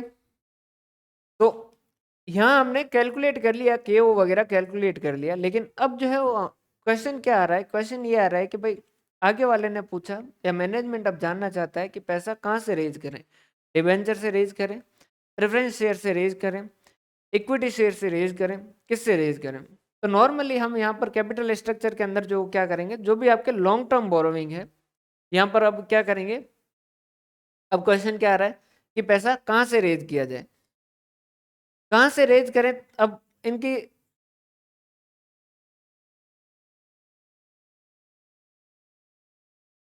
मैनेजमेंट के लिए कुछ भी नहीं है। मैनेजमेंट का सीधा सा हिसाब है, ये इन के इन प्रकारेण अपना जो है वो क्या करना है, शेयर होल्डर की वेल्थ बढ़ानी है। समझ आ रही बात? भाई जैसे आज आप देख रहे हैं कि भाई इन्होंने जो वो कुछ घोटाले बाहर आते हैं, फिर जो उनकी वैल्यू जो कम आती है वगैरह वगैरह। वो सारी चीजें जो वो आदमी करता ही क्यों, मैनेजमेंट क्यों उसके पीछे पड़ा है, क्या कोशिश है उसकी? अल्टीमेटली उसका एक ही टारगेट है, उसको कोई भी फर्क नहीं पड़ता, वो सिर्फ एक चीज चाहता है कि जिसने मुझे पैसा दे के बिठाया है उसके पैसे बढ़ाने हैं। भाई जैसे ये प्रैक्टिस करेगा तो उस केस के अंदर उसको पता है कि भाई ये चीजें जो सही है ये चीजें गलत है, लेकिन उसका काम क्या है, क्लाइंट का पैसा बढ़ा के देगा, उसका जो कुछ फायदा करवाएगा तो उस फायदे में से उसे कुछ मिलेगा। तो मैनेजमेंट जो क्या कर रहा है, शेयर होल्डर के बिहा पे काम कर रहा है, तो वो कैलकुलेट करेगा, जहां उसको फायदा दिखेगा वो चीज करेगा। अब इसका क्वेश्चन ये है कि मैं पैसा कहाँ से रेज करूं, डिबेंचर से रेज करूं, प्रेफरेंस शेयर से रेज करूं, या किस से रेज करूं, मेरा कैपिटल स्ट्रक्चर क्या होना चाहिए?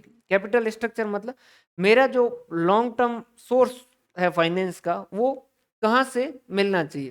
कैपिटल स्ट्रक्चर में हम कौन सा देखेंगे, लॉन्ग टर्म सोर्स, कैपिटल जो, हाँ, ओनली गोल वेल्थ मैक्सिमाइजेशन, बस पैसा ही पैसा होना चाहिए। तो अब हम क्या करेंगे कि हम बात करेंगे कि भाई कैपिटल स्ट्रक्चर क्या हो। क्वेश्चन क्या है, कैपिटल स्ट्रक्चर क्या रखें। हमने कहा कैपिटल स्ट्रक्चर क्या है, तो उन्होंने कहा कि भाई आपके इक्विटी प्लस डेप्ट, प्रेफरेंस शेयर भी होते हैं लेकिन नॉर्मली यहाँ पर प्रेफरेंस, अरे सॉरी, प्रेफरेंस शेयर तो है ही, उसके अलावा लॉन्ग टर्म बोरोइंग वगैरह। लेकिन जब हम कैलकुलेशन वगैरह करते हैं ना तो नॉर्मली इक्विटी और डेप्ट दो को मेनली देखते हैं, क्योंकि ये जो लॉन्ग टर्म बोरोइंग वगैरह जो भी है वो उनको हम क्या करते हैं, डेप्ट के अंदर ही कंसिडर कर लेते हैं। क्लियर है? तो कैपिटल स्ट्रक्चर का मतलब क्या है कि भाई इक्विटी कितना रखें, इक्विटी से पैसा कितना लेके आए, डेप्ट से कितना लेके आए, प्रेफरेंस से कितना लेके आए, लॉन्ग टर्म बोरोइंग से कितना लेके आए, और भी कोई भी तरीके से। तो लॉन्ग टर्म बोरोइंग और डेप्ट तो जो वो एक जैसे ही है, तो अपन इनको मेनली तीन कैटेगरी में बांटते हैं, जैसे इक्विटी से, डेप्ट से और प्रेफरेंस से। अब हर किसी में कुछ फायदे हैं तो कुछ नुकसान है। फायदे है तो नुकसान कैसे हैं? आप पैसा इक्विटी से रेज करो, अगर आप पैसा इक्विटी से रेज करो तो के ई क्या होगी, हमेशा कॉस्ट ऑफ इक्विटी क्या होगी, ज्यादा होगी। डेप्ट से पैसा लेके आओगे तो ये क्या होगी, कम होगी। ये जो है ये क्या है, मीडियम होगा, तो इसको जो अलग से देख लेंगे अपन। नॉर्मली अभी इक्विटी और डेप्ट पे देखते हैं। इक्विटी से पैसा लेके आओगे तो कॉस्ट ज्यादा लगेगी, डेब्ट के अंदर पैसा जो कॉस्ट जो कम लगेगी। आप डिबेंचर से पैसा रेज करोगे तो आपको सस्ते में मिल जाएगा। उसके बाद में दूसरी चीज, कंट्रोल। इक्विटी और इश्यू कर दोगे तो उस इक्विटी शेयर होल्डर तो क्या करेंगे, बिजनेस को वही चलाएंगे। तो अगर ज्यादा इक्विटी इश्यू करोगे तो आपका कंट्रोल क्या होगा, डाइल्यूट होगा। कंट्रोल आपका क्या होगा, डाइल्यूट होगा, बिखरेगा। जबकि अगर आप डेब्ट से पैसा इश्यू करते हो तो डेब्ट जो है वो मैनेजमेंट में हिस्सा नहीं लेगा, और ना वो कंपनी किस तरीके से चलानी है उसमें बात करेगा। अगर जैसे मेरे पास किसी कंपनी के 51% इक्विटी शेयर है तो मैं इस कंपनी का 51%, उसके जो डिसीजन लेंगे उसके 51% मेरी बात मानी जाएगी, मैं एक तरीके से उसको कंट्रोल करूंगा। अगर मेरे पास किसी कंपनी के 51% डिबेंचर है तो मेरी बात नहीं सुनी जाएगी, मुझे जो उसका ब्याज ब्याज दिया जाएगा।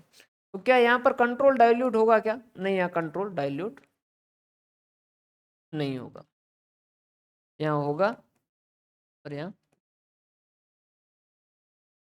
नहीं होगा। ठीक है, ये दूसरी बात है। तीसरी बात, रिस्क। इक्विटी ज्यादा रिस्की है या डेब्ट ज्यादा रिस्की है? इक्विटी और डेब्ट में से ज्यादा रिस्की कौन है?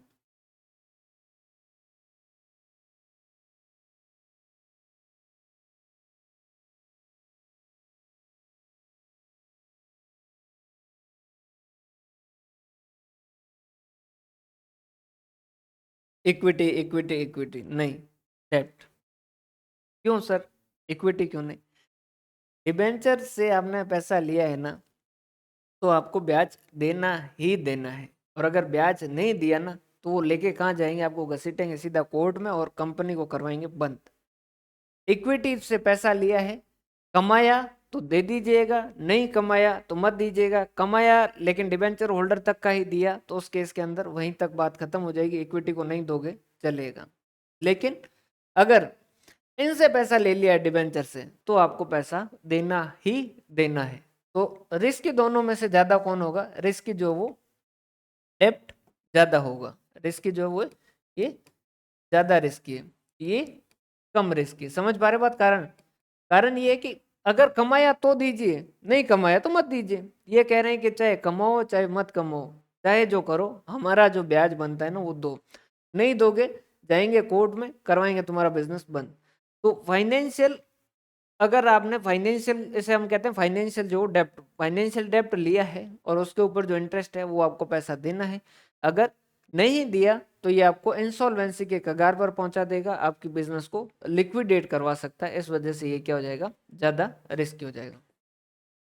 अब हमारा क्वेश्चन ये आया, हमने पूछा ये कि पैसा, कि हमारा जो मेन क्वेश्चन है वो तो आप सर अभी डिस्कस कर ही नहीं रहे हो कि क्या, कि पैसा इक्विटी से लें या डेब्ट से लें, किस से लें। मेनली अपन एक बार दो को ही देखेंगे, प्रेफरेंस शेयर जो वो उसका अलग से देखेंगे, प्रेफरेंस शेयर पे इतना ज्यादा क्लियर है। तो हाँ, अच्छा आपने वो शेयर होल्डर के हिसाब से देख रहे थे, हाँ शेयर होल्डर के हिसाब से इक्विटी ज्यादा रिस्की, क्लियर। अब देखिएगा, नॉर्मली अभी जो हम देखेंगे ना तो डेब्ट स्ट्रक्चर के अभी तक जो डिस्कस करेंगे ना उसमें हम इक्विटी और डेब्ट को ही लेंगे, प्रेफरेंस शेयर जो उसका एक आध पॉइंट है वो अपन बाद में देखेंगे। तो हमारा क्वेश्चन तो अभी भी ये है कि हम इक्विटी से पैसा रेज करें या डेब्ट से पैसा रेज करें। तो हमने लोगों से पूछा कि भाई क्या करें, डेब्ट से पैसा रेज करें या इक्विटी से पैसा रेज करें, किससे पैसा रेज किया जाए। तो कुछ लोग तो आए, उन्होंने कहा कि आपका कैपिटल स्ट्रक्चर जो वो डिसाइड करेगा कि आपके शेयर की वैल्यू जो वो क्या रहने वाली है। और कुछ लोगों ने कहा कि पैसा कहीं से भी लो कोई फर्क नहीं पड़ेगा, ओवरऑल वैल्यू जो वो सेम टू सेम रहेगी, उसके अंदर कोई भी चेंज नहीं आएगा। हमने कहा कैसे? तो उन्होंने कहा देखो, जो सारी अप्रोचेज है उनको हम दो मेनली कैटेगरी में बांटते हैं। कुछ लोग आए कि जिन्होंने क्या कहा, कोई फर्क नहीं पड़ता कि आप पैसा डेब्ट से ले रहे हैं चाहे पैसा आप इक्विटी से ले रहे हैं। तो इनको क्या कहा गया?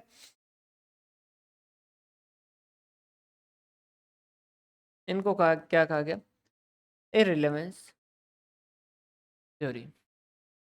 और इनको क्या कहा गया? रिलेवेंस।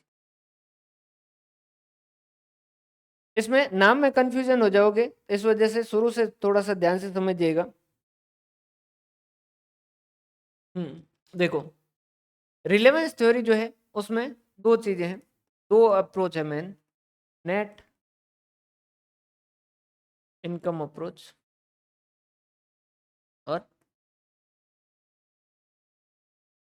Traditional approach. यहाँ जो है वो नेट ऑपरेटिंग इनकम अप्रोच और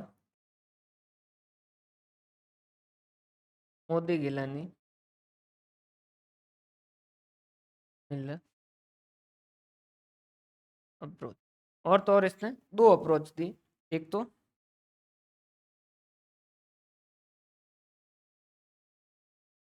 विदाउट टैक्स और एक विद टैक्स। हमने पूछा भाई बताओ क्या आपका क्या कहना है।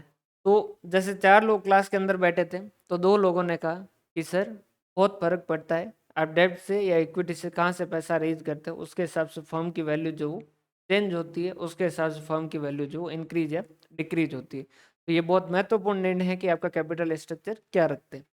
इस साइड दो लोग बैठे थे कि सर, हाँ अभी बात करते हैं इसका, सब सारे कुछ याद हो जाएंगे, चिंता करो ही मत। उसके बाद में जो नेट ऑपरे दो लोग इस साइड बैठे थे, देखो क्लास के अंदर जाके पूछा कि भाई हमारा क्वेश्चन ये है कि क्या कैपिटल स्ट्रक्चर में ध्यान रखने से फर्म की वैल्यू में जो है वो कुछ परिवर्तन आता है क्या, क्या हमारा मार्केट वैल्यू में कोई चेंज आता है क्या। तो दो लोग इधर बैठे थे, उन्होंने कहा कि भाई हाँ, इसकी वजह से चेंज आता है। अगर आप कैपिटल स्ट्रक्चर सही से डिसाइड करते हो तो आपकी फर्म की वैल्यू बढ़ेगी या कम होगी, कुछ कुछ ना कुछ होगा। और आपके कैपिटल स्ट्रक्चर के डिसीजन की वजह से आपकी फर्म की वैल्यू पे फर्क आएगा। दो लड़के इधर बैठे थे, इन दो लड़कों ने कहा कि भाई कोई फर्क नहीं पड़ेगा, चाहे कुछ भी लो, डेब्ट से लो, इक्विटी से लो, किसी से भी पैसा लो, कोई भी फर्क नहीं पड़ेगा। हमने सबसे पहले पहले लड़के को खड़ा किया, इस नेट इनकम अप्रोच वाले को। इसको कहा कि भाई तुम ऐसा क्यों कह रहे हो कि भाई फर्म की वैल्यू जो है वो चेंज होगी। तो उन्होंने कहा देखो सीधा सा कॉन्सेप्ट है, सबसे सस्ता क्या मिलेगा। हमने कहा कि डिबेंचर। सबसे ज्यादा इक्विटी और डेब्ट में सस्ता कौन सा है। हमने कहा कि डेब्ट। उन्होंने कहा ठीक है, अगर आप डेब्ट से पैसा लोगे तो मान लीजिए डेब्ट से पैसा ऐसा था कि नहीं, डेब्ट से जो पैसा लेके इन्वेस्ट करोगे वो और इक्विटी से जो लेके पैसा इन्वेस्ट करोगे वो दोनों पे रिटर्न अलग होगा, दोनों पे रिटर्न तो एक जैसा ही होगा। डेब्ट से पैसा लेके जो आप इन्वेस्ट करोगे उस पे कॉस्ट तो लग रही है कम और रिटर्न मिल रहा है ज्यादा। समझ पा रहे हो बात भाई। 8% पे पैसा लिया और 20% आपका रिटर्न मिल रहा है, तो ये 12% क्या है आपका एक्स्ट्रा रिकवर हो रहा है। और ये 12% आपका एक्स्ट्रा रिकवर हो रहा है, तो अल्टीमेटली इस वजह से क्या होगा, ये डिबेंचर डिबेंचर से जो पैसा लिया उस पर 20 रुपए कमाए, 8 रुपए डिबेंचर के दिए, तो ये 12 रुपए किसके लिए बच गए, और इक्विटी के लिए। इक्विटी के लिए बचे, तो इक्विटी के लिए नेट इनकम क्या हो जाएगी, बढ़ जाएगी। इक्विटी के लिए क्या हो जाएगी, नेट इनकम बढ़ जाएगी। कारण क्या है, क्योंकि डिबेंचर से जो पैसा लिया है उसके बदले में उनको जो दिया पैसा, उनको जो कॉस्ट दी है और उनके ऊपर जो रिटर्न आया उसमें फर्क है, और वो एक्स्ट्रा पैसा जो क्या होगा इक्विटी के लिए बचेगा। और इक्विटी के लिए अगर अर्निंग ज्यादा होगी तो सीधी सी बात है इक्विटी की वैल्यू ज्यादा होगी। भाई अगर एक कंपनी का जो है इक्विटी उस पर 10 रुपए कमा के दे रही है और एक कंपनी की इक्विटी जो 15 रुपए कमा के दे रही है, तो जो 15 रुपए कमा के दे रही है उसके लिए लोग ज्यादा पैसा देंगे, तो उसकी वैल्यू क्या होगी, बढ़ेगी। तो जैसे जैसे हम डेब्ट बढ़ाएंगे वैसे वैसे फर्म की वैल्यू जो क्या होती जाएगी, इंक्रीज होती जाएगी। कारण क्या है, क्योंकि डिबेंचर जो है वो सस्ता है और उसके ऊपर आप कमा ज्यादा रहे हो। हमने कहा ठीक, बिल्कुल बढ़िया बात। हमने कहा तो आपके हिसाब से क्या करना चाहिए। इसने कहा कि दबा के जो है वो डेप्ट लो, जितना डेप्ट ले सकते हो ना उतना डेप्ट लो, क्योंकि डिबेंचर पे पैसा देना है कम और इन्वेस्टमेंट पे रिटर्न मिलेगा ज्यादा।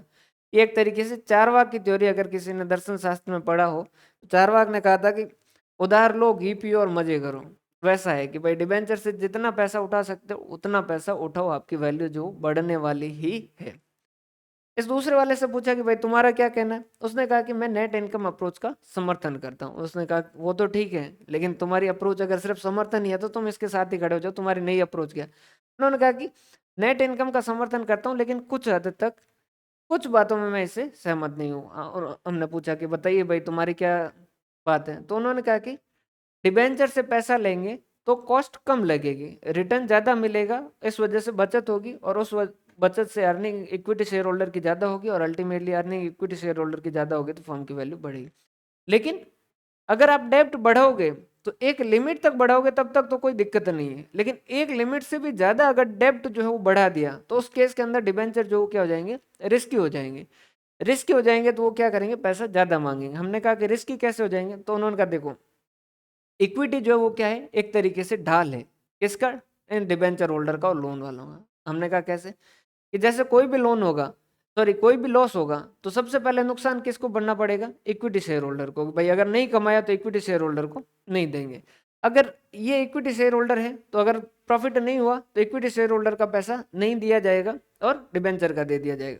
अगर इन इक्विटी शेयर होल्डर को यहाँ से हटा दें और फिर कंपनी ने प्रॉफिट नहीं कमाया तो उस केस के अंदर सीधा नुकसान किसका होने के चांसेस बढ़ जाएंगे, डिबेंचर के, क्योंकि इनका पैसा फिर नहीं दिया जाएगा। भाई इक्विटी तो बहुत कम हो गई, अगर इक्विटी से पैसा बहुत ज्यादा लिया है तो इंटरेस्ट का पैसा कम है, तो अगर नहीं हुआ तो उस केस के अंदर जो इक्विटी वालों का जो पैसा नहीं मिलेगा और डिबेंचर का तो मिल जाएगा। लेकिन अगर ये साइड में होंगे या ये कम होंगे तो उस केस के अंदर नुकसान के चांसेस किसके बढ़ जाएंगे, डिबेंचर के या डेब्ट के जो वो नुकसान के चांसेस बढ़ जाएंगे। तो उस केस के अंदर ये क्या हो जाएंगे, रिस्की हो जाएंगे। तो उन्होंने कहा कि डिबेंचर से पैसा लोगे या डेब्ट से जो पैसा लोगे वो एक लिमिट तक तो डेब्ट वाले ना नहीं करेंगे, कुछ भी मना नहीं करेंगे, वो जितना रेट है उसके हिसाब से देते रहेंगे। लेकिन एक ऑप्टिमम पॉइंट आएगा उसके बाद में डिबेंचर वाले जो है वो अगर उसके बाद भी आप एक्स्ट्रा पैसा लोगे, जैसे एक कोई फर्म है जिसने लोन कम ले रखा है और एक फर्म ने बहुत ज्यादा लोन ले रखा है, तो जिसने ज्यादा लोन ले रखा है उसको फिर लोन देने में लोगों को डर लगेगा कि भाई इतना कमा पाएगा या नहीं कमा पाएगा। तो उन्होंने कहा कि एक लिमिट से ज्यादा डेप्ट लेंगे तो उस केस के अंदर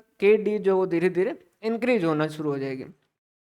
तो उन्होंने कहा कि डिबेंचर के बढ़ाने से फर्म के कैपिटल स्ट्रक्चर में डिबेंचर के बढ़ाने से फर्म की वैल्यू जो इंक्रीज होगी और इंक्रीज होती जाएगी, लेकिन एक लिमिट आएगी, एक ऑप्टिमम पॉइंट आएगा। उसके बाद में डिबेंचर होल्डर जो है डेप्ट देने वाले वो पैसा ज्यादा मांगना शुरू कर देंगे, और क्योंकि वो पैसा मांगना ज्यादा शुरू कर देंगे इस वजह से वो फिर जो वो क्या हो जाएगी, KD बढ़ जाएगी, और इस वजह से फर्म की वैल्यू वापस क्या होनी शुरू हो जाएगी, कम होनी शुरू हो जाएगी। क्लियर है ये दोनों पॉइंट? इन दोनों में कोई डाउट हो तो बताइए।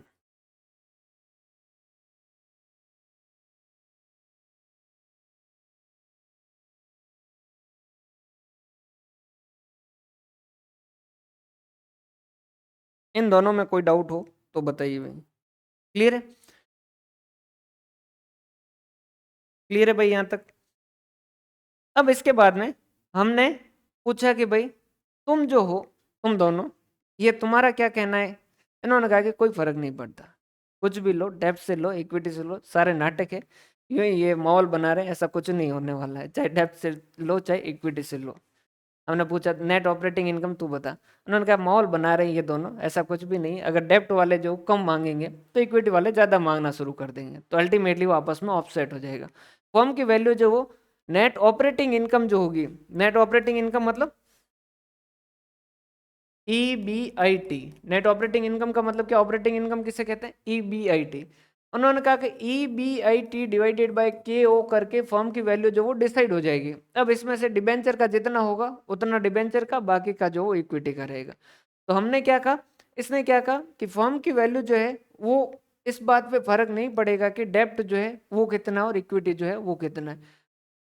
हमने कहा कि भाई ये तो कह रहे थे कि KD जो कम होगा तो इक्विटी के लिए अर्निंग कम होगा वगैरह वगैरह। उन्होंने कहा कि बेवकूफ़ भाई, ऐसा कुछ भी नहीं है। अगर KD को कम दोगे मतलब कि डिबेंचर होल्डर को पैसा कम दोगे तो इक्विटी शेयर होल्डर की एक्सपेक्टेशन बढ़ जाएगी। समझ पा रहे बात? तो इक्विटी शेयर होल्डर की एक्सपेक्टेशन बढ़ जाएगी मतलब कि KE जो वो इंक्रीज हो जाएगा, तो अल्टीमेटली KD जो है वो कम होगा तो उस केस के अंदर KE उसे कॉम्पनसेट कर देगा, या KE कम होगा तो उस केस के अंदर KD उसे कॉम्पनसेट कर देगा। मतलब KD बढ़ जाएगा तो KE कम हो जाएगा। अगर डिबेंच कॉस्ट ऑफ डेप्ट ज्यादा हो जाएगी, अगर ऐसी फॉर्म है जिसके अंदर डेप्ट जो उस पर इंटरेस्ट ज्यादा लिया जा रहा है, रिस्की है, तो उस केस के अंदर जो इक्विटी शेयर होल्डर है वो क्या हो जाएंगे, कम मांगना शुरू कर देंगे और वो शांत हो जाएंगे।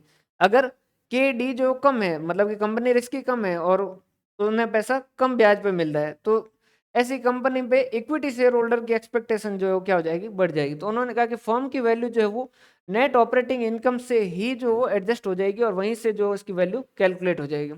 जबकि नेट इनकम अप्रोच जो वो क्या कह रहा था कि फर्म की वैल्यू अगर आपको पता करनी है तो वो कैसे कैलकुलेट होगी, डेब्ट की वैल्यू प्लस इक्विटी की वैल्यू।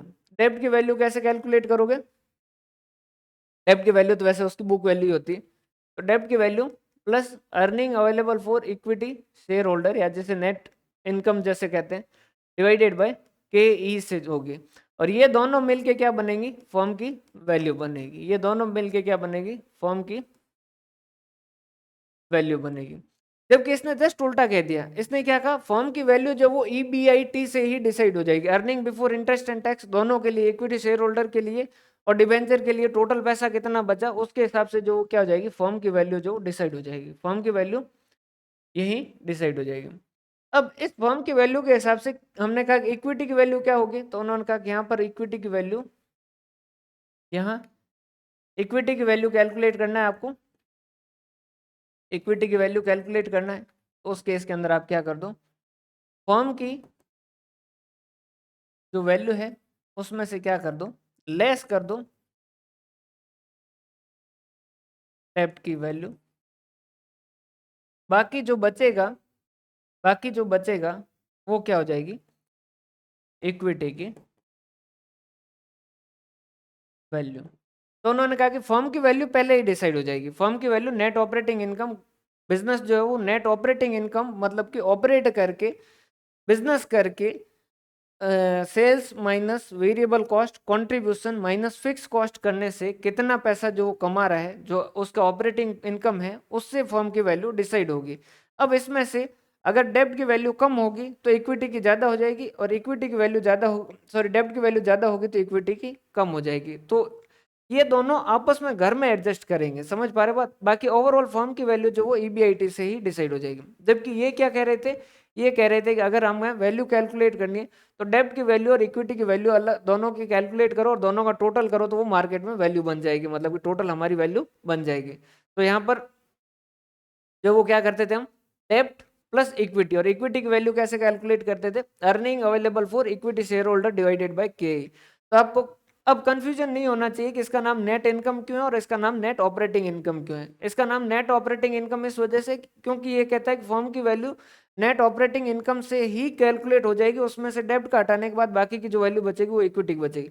और नेट इनकम कहता है कि इक्विटी की वैल्यू जो वो earning available for equity share holder या नेट इनकम से जो इक्विटी शेयर होल्डर की वैल्यू डिसाइड होगी उसमें डेब्ट की जोड़ो तो टोटल फर्म की वैल्यू जो आएगी। तो ये जो वो इक्विटी की वैल्यू अलग और डेब्ट की वैल्यू अलग कैलकुलेट करके जोड़ के फर्म की वैल्यू कैलकुलेट करते हैं। यहाँ फर्म की वैल्यू पहले कैलकुलेट करते थे, जिसमें से डेब्ट का हटा दो बाकी का बचेगा वो इक्विटी की वैल्यू रहेगी। क्लियर है। इसके बाद में इसके पास में बैठा था ये मोदी, गिलानी एंड मिलर। इसको पूछा, मोदी, गिलानी एंड मिलर का ध्यान रखना, इसने जब भी कहा है जहां भी कहा है इसने एक ही बात की, इररिलेवेंस, कोई फर्क नहीं पड़ता, चाहे इसने यहाँ कहा हो चाहे इसने डिविडेंड डिसीजन के अंदर अपनी थ्योरी दी हो। मोदी, गिलानी एंड मिलर जो है उसको पूछा कि भाई तुम जो है क्या कहना चाहते हो। उसने कहा कि चाहे डेब्ट कितना लो चाहे इक्विटी कितना लो कोई भी फर्क नहीं पड़ेगा, कोई भी तरीके का फर्क नहीं पड़ेगा। हमने कहा कि ये तो ऊपर वाला ही कह रहा है, तुम्हारा नाम क्यों लिखा जाए, तुम्हारी थ्योरी क्यों लिखी जाए। तो उसने क्या किया, इस थ्योरी को प्रूव करके बताया।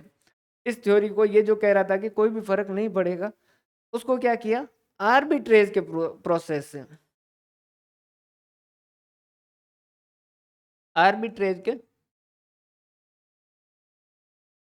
प्रोसेस से जो है वो क्या किया, उसको प्रूव करके बताया। अब आर्बिट्रेज का प्रोसेस क्या होता है, ऐसा बिना किसी रिस्क के प्रॉफिट कमाना, उसे हम क्या कहते हैं, आर्बिट्रेज का प्रोसेस। जैसे समझिएगा, जैसे लंदन एक्सचेंज के अंदर जो वो, या फिर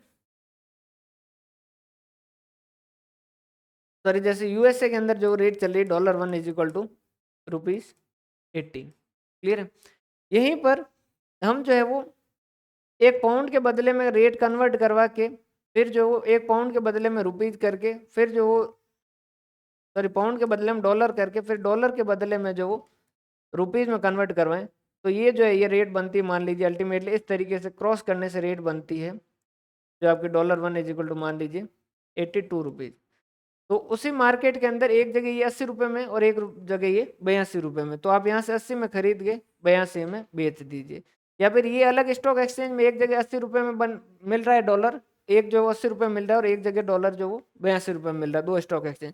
कुछ भी नहीं, इस स्टॉक एक्सचेंज से खरीदिए और इस स्टॉक एक्सचेंज में बेचिए। तो इसे क्या कहते हैं, आर्बिट्रेज का प्रोसेस। मतलब कि बिना कुछ किए, मतलब कि बिना कुछ मेहनत किए, बिना किसी रिस्क के, बिना किसी रिस्क के आपका प्रॉफिट कमाना, उसे क्या कहते हैं, आर्बिट्रेज। तो इसने क्या किया, ये नॉट ऑपरेटिंग इनकम की जो अप्रोच थी ना, उसको आर्बिट्रेज के प्रोसेस के जरिए समझाया। उसने कहा कि अगर जैसे इक्विटी वाले कम होगा तो उस केस सॉरी डेब्ट वालों को के डी कम है और उसकी वजह से पैसा ज्यादा बच रहा है, तो धीरे धीरे क्या होंगे, लोग डिबेंचर जो उसको छोड़ के इक्विटी जो खरीदना शुरू कर देंगे। क्यों, क्योंकि इक्विटी के अंदर रिटर्न ज्यादा है। अब यहाँ पर जैसे एक एक्सचेंज के अंदर ₹80 में और एक जगह ₹82 में, तो ये अकेला आदमी तो करेगा नहीं, ये करेगा तो इसको देख के दूसरा भी करेगा, दूसरा करेगा तो सारे के सारे लोग यहाँ पर जो खरीदना शुरू करेंगे, यहाँ बेचना शुरू करेंगे, यहाँ खरीदना शुरू करेंगे, तो यहाँ क्या हो जाएगी, डिमांड क्रिएट हो जाएगी, यहाँ सप्लाई क्रिएट हो जाएगी। और इकोनॉमिक्स का सीधा नियम है, जब डिमांड बढ़ जाएगी तो भाव क्या हो जाएंगे, बढ़ जाएंगे। यहाँ सप्लाई बढ़ जाएगी तो भाव क्या हो जाएंगे, कम हो जाएंगे। तो अल्टीमेटली ये 81 पे मान लीजिए जाके कांस्टेंट हो जाएंगे। तो उन्होंने कहा कि अगर ऐसा है कि डेब्ट जो उसमें फायदा कम है तो लोग डेब्ट छोड़ के इक्विटी पे आना शुरू कर देंगे। और कब तक आएंगे, जब तक उसकी वैल्यू, सही वैल्यू जो है वहां तक नहीं पहुंच जाए। उसने इसको क्या किया, आर्बिट्रेज के प्रोसेस से कैलकुलेशन करके उसने समझाया। इसने पहले जो थ्योरी दी उसने एक एजम्पशन ले ली कि विदाउट टैक्स, कि मैं ये मानता हूं कि टैक्स है नहीं। तो लोगों ने अपोज किया कि ये क्या बात हुई, टैक्स कैसे नहीं, टैक्स तो है। फिर इसको बेचारे को गालियां पड़ी, तो ये मोदी, गिलानी और मिलर, इसको गुस्सा आया। फिर 5 साल बाद ये वापस आया और इसने कहा कि टैक्स होना तो भी फर्क नहीं पड़ेगा, और फिर वापस से इसने आर्बिट्रेज का प्रोसेस जो वो समझाया। तो ये इस तरीके से ये मोदी, गिलानी एंड मिलर है। अब बताइए, इन चारों में से किसी में कोई डाउट है तो बताइए।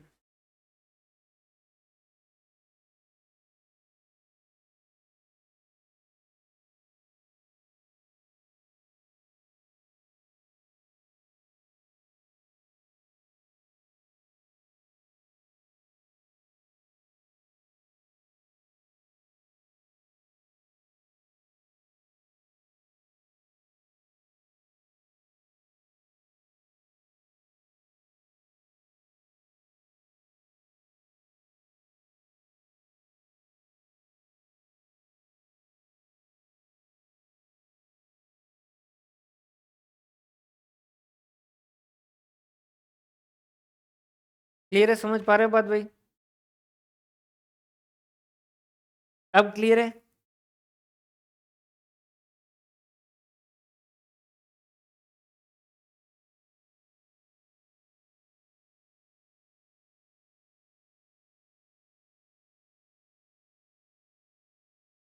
यहाँ तक में कोई डाउट हो तो बता दीजिए भाई।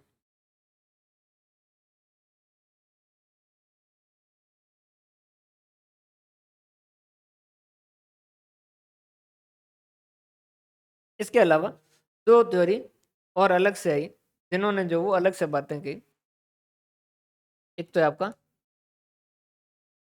Trade off theory. Trade off का मतलब क्या होता है? कॉम्पनसेट करना। समझ पा रहे हो बात? ट्रेड ऑफ मतलब कि जैसे रिस्क और रिटर्न का ट्रेड ऑफ, मतलब कि भाई रिस्क बढ़ रहा है उसके बदले में रिटर्न बढ़ रहा है, तो वो रिटर्न को जो वो ट्रेड ऑफ किया जा रहा है रिस्क के द्वारा, या फिर रिस्क बढ़ रही है तो रिटर्न बढ़ रहा है, तो इसका मतलब क्या है? रिस्क को ट्रेड ऑफ किया जा रहा है रिटर्न के द्वारा, मतलब कि एक दूसरे को कॉम्पनसेट किया जा रहा है कि भाई एक आप सीधी यहाँ से गाड़ी लेके अहमदाबाद जाओ, ठीक है, और या फिर बुक्स भर के लेके जाओ, रिस्क जो वो सिर्फ रास्ते में गाड़ी चलाने की है, तो आपको 5,000 रुपये मिलेंगे। उसके बाद में आप इसमें बोतलें भर के लेके जाओ तो रिस्क बढ़ेगी, उसके बदले में 5,000 की जगह आपको 50,000 रुपये मिलेंगे। तो उस केस के अंदर वो क्या है? रिस्क बढ़ रही है, उसके बदले में रिटर्न बढ़ रहा है, तो ये कैसे क्या कहते हैं? Trade off. समझ पा रहे हो बात कि भाई उसको कॉम्पनसेट किया जा रहा है। तो इसने क्या कहा कि भाई जो डेप्ट है, ये जो डेप्ट है, ये जो डेप्ट है, इसकी कुछ तो कॉस्ट है और कुछ इसके बेनिफिट है, कुछ इसकी कॉस्ट है और कुछ इसके बेनिफिट है। हमने कहा कि कॉस्ट क्या है, तो उन्होंने कहा एक तो सबसे पहले तो सॉल्वेंसी प्रॉब्लम, इनसे पैसा ले लिया तो इनको पैसा वापस देना ही देना है, इनका इंटरेस्ट जो भी है वो देना ही देना है, कोई इसमें दो राय है ही नहीं। दूसरा, अब किसी से पैसा उधार लोगे तो वो फ्री का ज्ञान तो देगा ही, तो ये मैनेजमेंट के अंदर जो वो डिसीजन में माथाफोड़ी तो करेंगे। ऐसे क्या कहते हैं? एजेंसी प्रॉब्लम, कि भाई हाँ मेरा भी पैसा है तो मेरी भी बात सुनो। डिबेंचर होल्डर ये भी कहेंगे कि भाई मेरी, जैसे आपने बैंक से लोन लिया और फिर आप कहीं और इन्वेस्ट कर रहे हो या एसेट सेल करोगे, तो उस केस के अंदर वो आ जाएंगे कि भाई पैसा हमसे उधार लिया हुआ, ये एसेट सेल मत करो नहीं तो हम कोर्ट में जाएंगे क्योंकि हम रिस्क पे हैं। क्लियर है? तो ये एजेंसी प्रॉब्लम और ये इस तरीके की रिस्क हो गए। लेकिन अगर डेब्ट से पैसा लोगे तो उस केस के अंदर आपको फायदा भी होगा, उस केस के अंदर फायदा भी होगा। हमने कहा फायदा क्या होगा? सबसे पहला तो उन्होंने कहा कि टैक्स बेनिफिट मिलेगा, ठीक है, कॉस्ट इसकी कम होगी।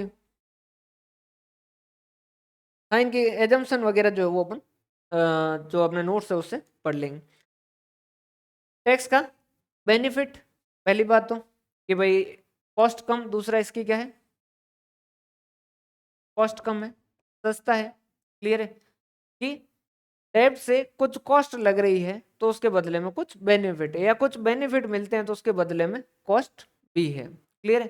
तो जब तक बेनिफिट ज्यादा है और कॉस्ट कम है तब तक आप डेब्ट लेते जाइए लेते जाइए लेते जाइए, और फिर ज्यादा अगर डेब्ट लोगे तो धीरे धीरे ये कॉस्ट क्या करने लगे सॉरी, के डी जो क्या करने लगेंगे, बढ़ने लगेंगे, और ये वाली प्रॉब्लम ज्यादा होने लग जाएगी, सॉल्वेंसी प्रॉब्लम और एजेंसी प्रॉब्लम ज्यादा होने लग जाएगी। तो जैसे जैसे बेनिफिट बढ़ जो है वो सॉरी जैसे जैसे केडी बढ़ा होगा वैसे वैसे बेनिफिट जो कम होते जाएंगे और कॉस्ट जो वो इंक्रीज होता जाएगा। जब भी आपस में ऑफसेट हो जाए, ट्रेड ऑफ हो जाए पूरी तरीके से, मतलब कि जितना कॉस्ट है उतना ही बेनिफिट मिल रहा है, वहां पर रुक जाइएगा, उससे ज्यादा डेप्ट मत लीजिएगा, नहीं तो आपकी कॉस्ट ज्यादा हो जाएगी और आपका बेनिफिट जो कम हो जाएगा। तो इन्होंने कहा कि डेप्ट लेने से कुछ फायदे हैं और कुछ नुकसान है। उन्होंने कहा फायदे क्या है? उन्होंने कहा फायदा ये टैक्स का बेनिफिट है, कॉस्ट कम है। प्रॉब्लम ये है कि सॉल्वेंसी प्रॉब्लम और एजेंसी प्रॉब्लम इससे क्रिएट हो सकती है। तो उन्होंने कहा डेब्ट को लो, जब तक बेनिफिट ज्यादा है तब तक लेते जाओ लेते जाओ, जब ज्यादा ही लोगे तो उस केस के अंदर ये कॉस्ट अपने आप बढ़ाना शुरू कर देंगे, तो बेनिफिट क्या होना शुरू हो जाएगा, कम होना शुरू हो जाएगा। भाई एक कंपनी है जिसके अंदर पूरा का पूरा लोन पे चल रही है, तो मतलब वो रिस्क ज्यादा है, तो उसके ऊपर जो उसमें जो पैसा देगा, अगर कोई लोन देगा तो वो पैसा ज्यादा मांगेगा। भाई जैसे समझिएगा, आदमी जब अपना स्टार्टअप शुरू करता है तो उस केस के अंदर सबसे ज्यादा जरूरत उसको पैसे की तब होती है। क्लियर है? उस वक्त वो लोगों से पैसा मांगने जाता है तो लोग उसे पैसा नहीं देते हैं, बैंक के पास जाएगा, बैंक उसे पैसा नहीं देगी। क्लियर है? जब वो पैसा कमा लेगा अच्छा खासा, तो उसे पैसों की जरूरत नहीं होगी, तो बैंक वाले उसे आ आके जो क्या करेंगे, पैसा देने के लिए तैयार रहेंगे कि लोन ले लो लोन ले लो लोन ले लो, जबकि जब जरूरत है तब नहीं आएंगे। वैसा वैसा जब आप डेब्ट से पैसा लोगे तो उस केस के अंदर शुरुआत में आपके क्या होंगे, बेनिफिट जो वो ज्यादा होंगे, लेकिन जैसे जैसे आप डेब्ट बढ़ाओगे वैसे वैसे उसके बेनिफिट जो, जैसे जैसे डेब्ट बढ़ाओगे वैसे वैसे बेनिफिट जो धीरे धीरे क्या होते जाएंगे, कम होते जाएंगे, क्योंकि बहुत ज्यादा डेब्ट ले लोगे तो उस केस के अंदर वो रिस्की होना शुरू हो जाएगा फॉर्म, और कॉस्ट जो है वो क्या होनी शुरू हो जाएगी, बढ़नी शुरू हो जाएगी। सॉल्वेंसी प्रॉब्लम की, भाई बहुत ज्यादा ही आपने डेब्ट ले लिया तो आपका इंटरेस्ट का पेमेंट भी ज्यादा है, जो पेमेंट करना जरूरी है, अगर नहीं किया तो आपकी बिजनेस लिक्विडेशन पे जा सकती है। एजेंसी प्रॉब्लम, वो आपके डे टू डे बिजनेस के अंदर भी क्या करना शुरू कर देंगे, बीच में इन्वॉल्व होना शुरू कर देंगे। तो जब ट्रेड ऑफ हो जाए वहां तक चले जाइएगा, उससे उस तक जो है वो चलने दीजिए। यहाँ तक का क्लियर है क्या भाई?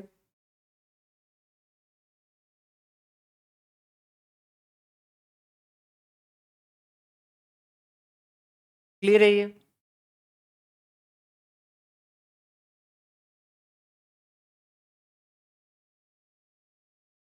इसमें कोई डाउट हो तो बता दीजिए।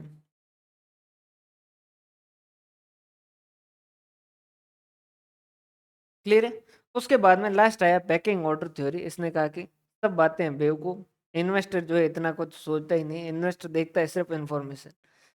कल अडानी के जो भाव गिरने वाले हैं, या अडानी के अंदर जो एक कोई घोटाला है और वो पकड़ा गया है, अगर ये इन्फॉर्मेशन आएगी तो लोग क्या करेंगे, दे धमाधम बेचना शुरू करेंगे, और क्योंकि सप्लाई ज्यादा हो जाएगी तो भाव क्या हो जाएंगे, कम हो जाएंगे। कल को न्यूज आ गई कि भाई रिलायंस का जो एक जैसे जियो है, उसमें जैसे 5G स्पेक्ट्रम के अंदर नीलामी में उसका खुल गया है, या फिर उसने इलेक्ट्रिक व्हीकल के अंदर और इन्वेस्ट किया है, या फिर उसने जैसे राजस्थान सरकार के साथ अडानी ने कोई कॉन्ट्रैक्ट किया है जिससे सौर ऊर्जा बनाएंगे। ठीक है, तो ये ऐसी इन्फॉर्मेशन आई तो लोगों को लगा कि वाह यार ये तो बढ़ेगा, और ऐसी इन्फॉर्मेशन जब अवेलेबल होगी तो लोग क्या करेंगे, जैसे पॉजिटिव इन्फॉर्मेशन आएगी तो लोग खरीदना शुरू करेंगे, खरीदना शुरू करेंगे तो डिमांड क्रिएट होगी, डिमांड क्रिएट होगी तो भाव जो है वो बढ़ेंगे। अगर नेगेटिव न्यूज आएंगे तो लोग बेचना शुरू करेंगे, बेचना शुरू करेंगे तो सप्लाई इंक्रीज होगी, और सप्लाई इंक्रीज होगी तो उसके इसके अंदर प्राइस जो क्या होगी, डिक्रीज होगी। तो इन्होंने कहा कि ये सारी बातें बकवास है। अल्टीमेटली जो इन्वेस्टर है वो रेशनल है, और वो इन्फॉर्मेशन के बेसिस पे डिसीजन लेता है। अगर उसके इन्फॉर्मेशन उसे पॉजिटिव मिल रही है, अच्छी इन्फॉर्मेशन मिल रही है, उसे फ्यूचर एक्सपेक्टेशन पॉजिटिव है, तो उस केस के अंदर उसके जो है वो अ, उस केस के अंदर जो वैल्यू इंक्रीज होगी। और अगर उसे ये, अब कंपनी के हिसाब से बात करें, अब हम तो कैपिटल स्ट्रक्चर डिसाइड कर रहे हैं, अब कैपिटल स्ट्रक्चर के लिए क्या करेगा, कंपनी कहेगी कि अगर कंपनी को लगेगा कि हम जो है वो फ्यूचर के अंदर अच्छा कमाने वाले हैं, तो उस केस के अंदर पैसा कहाँ से लेंगे, डेब्ट से लेंगे, क्योंकि डेब्ट जो है उस केस के अंदर जो सस्ता मिलेगा और उस पर रिटर्न ज्यादा कमाएंगे। अगर नेगेटिव न्यूज है कि मतलब कि आगे ऐसा कोई एक्सपेक्टेशन नहीं दिख रहा है, तो उस केस के अंदर पैसा आपको इक्विटी से लेना पड़ेगा, क्योंकि डेब्ट से पैसा ले लिया तो उस केस के अंदर आपका पेमेंट जो फिक्स हो जाएगा कि इतना इंटरेस्ट का पेमेंट है, इतना फिक्स फाइनेंशियल कॉस्ट का पेमेंट आपको करना ही करना है, तो उस केस के अंदर आपके लिए इक्विटी ज्यादा प्रेफर होगी। क्लियर है यहाँ तक का?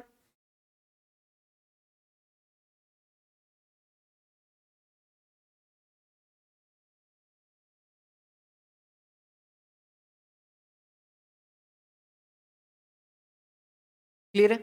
तो यहाँ तक का एक बार आप नोट से देख लीजिएगा, बाकी जो अपन कल एक बार इसको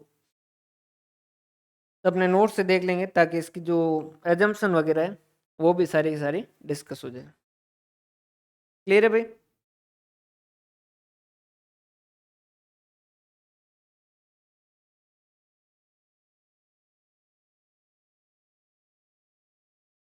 क्लियर है? तो यहाँ तक का देखिएगा, फिर अपन मिलते हैं वापस कल इसी टाइम। और होली को जो है वो कोई छुट्टी का प्लान मत बनाइएगा, क्योंकि फिर प्लान मुझे आपका तोड़वाना पड़ेगा, उससे अच्छा है आप पहले बनाइए ही मत। बहुत बहुत धन्यवाद। हंसते रहें, मुस्कुराते रहें, पढ़ते रहें।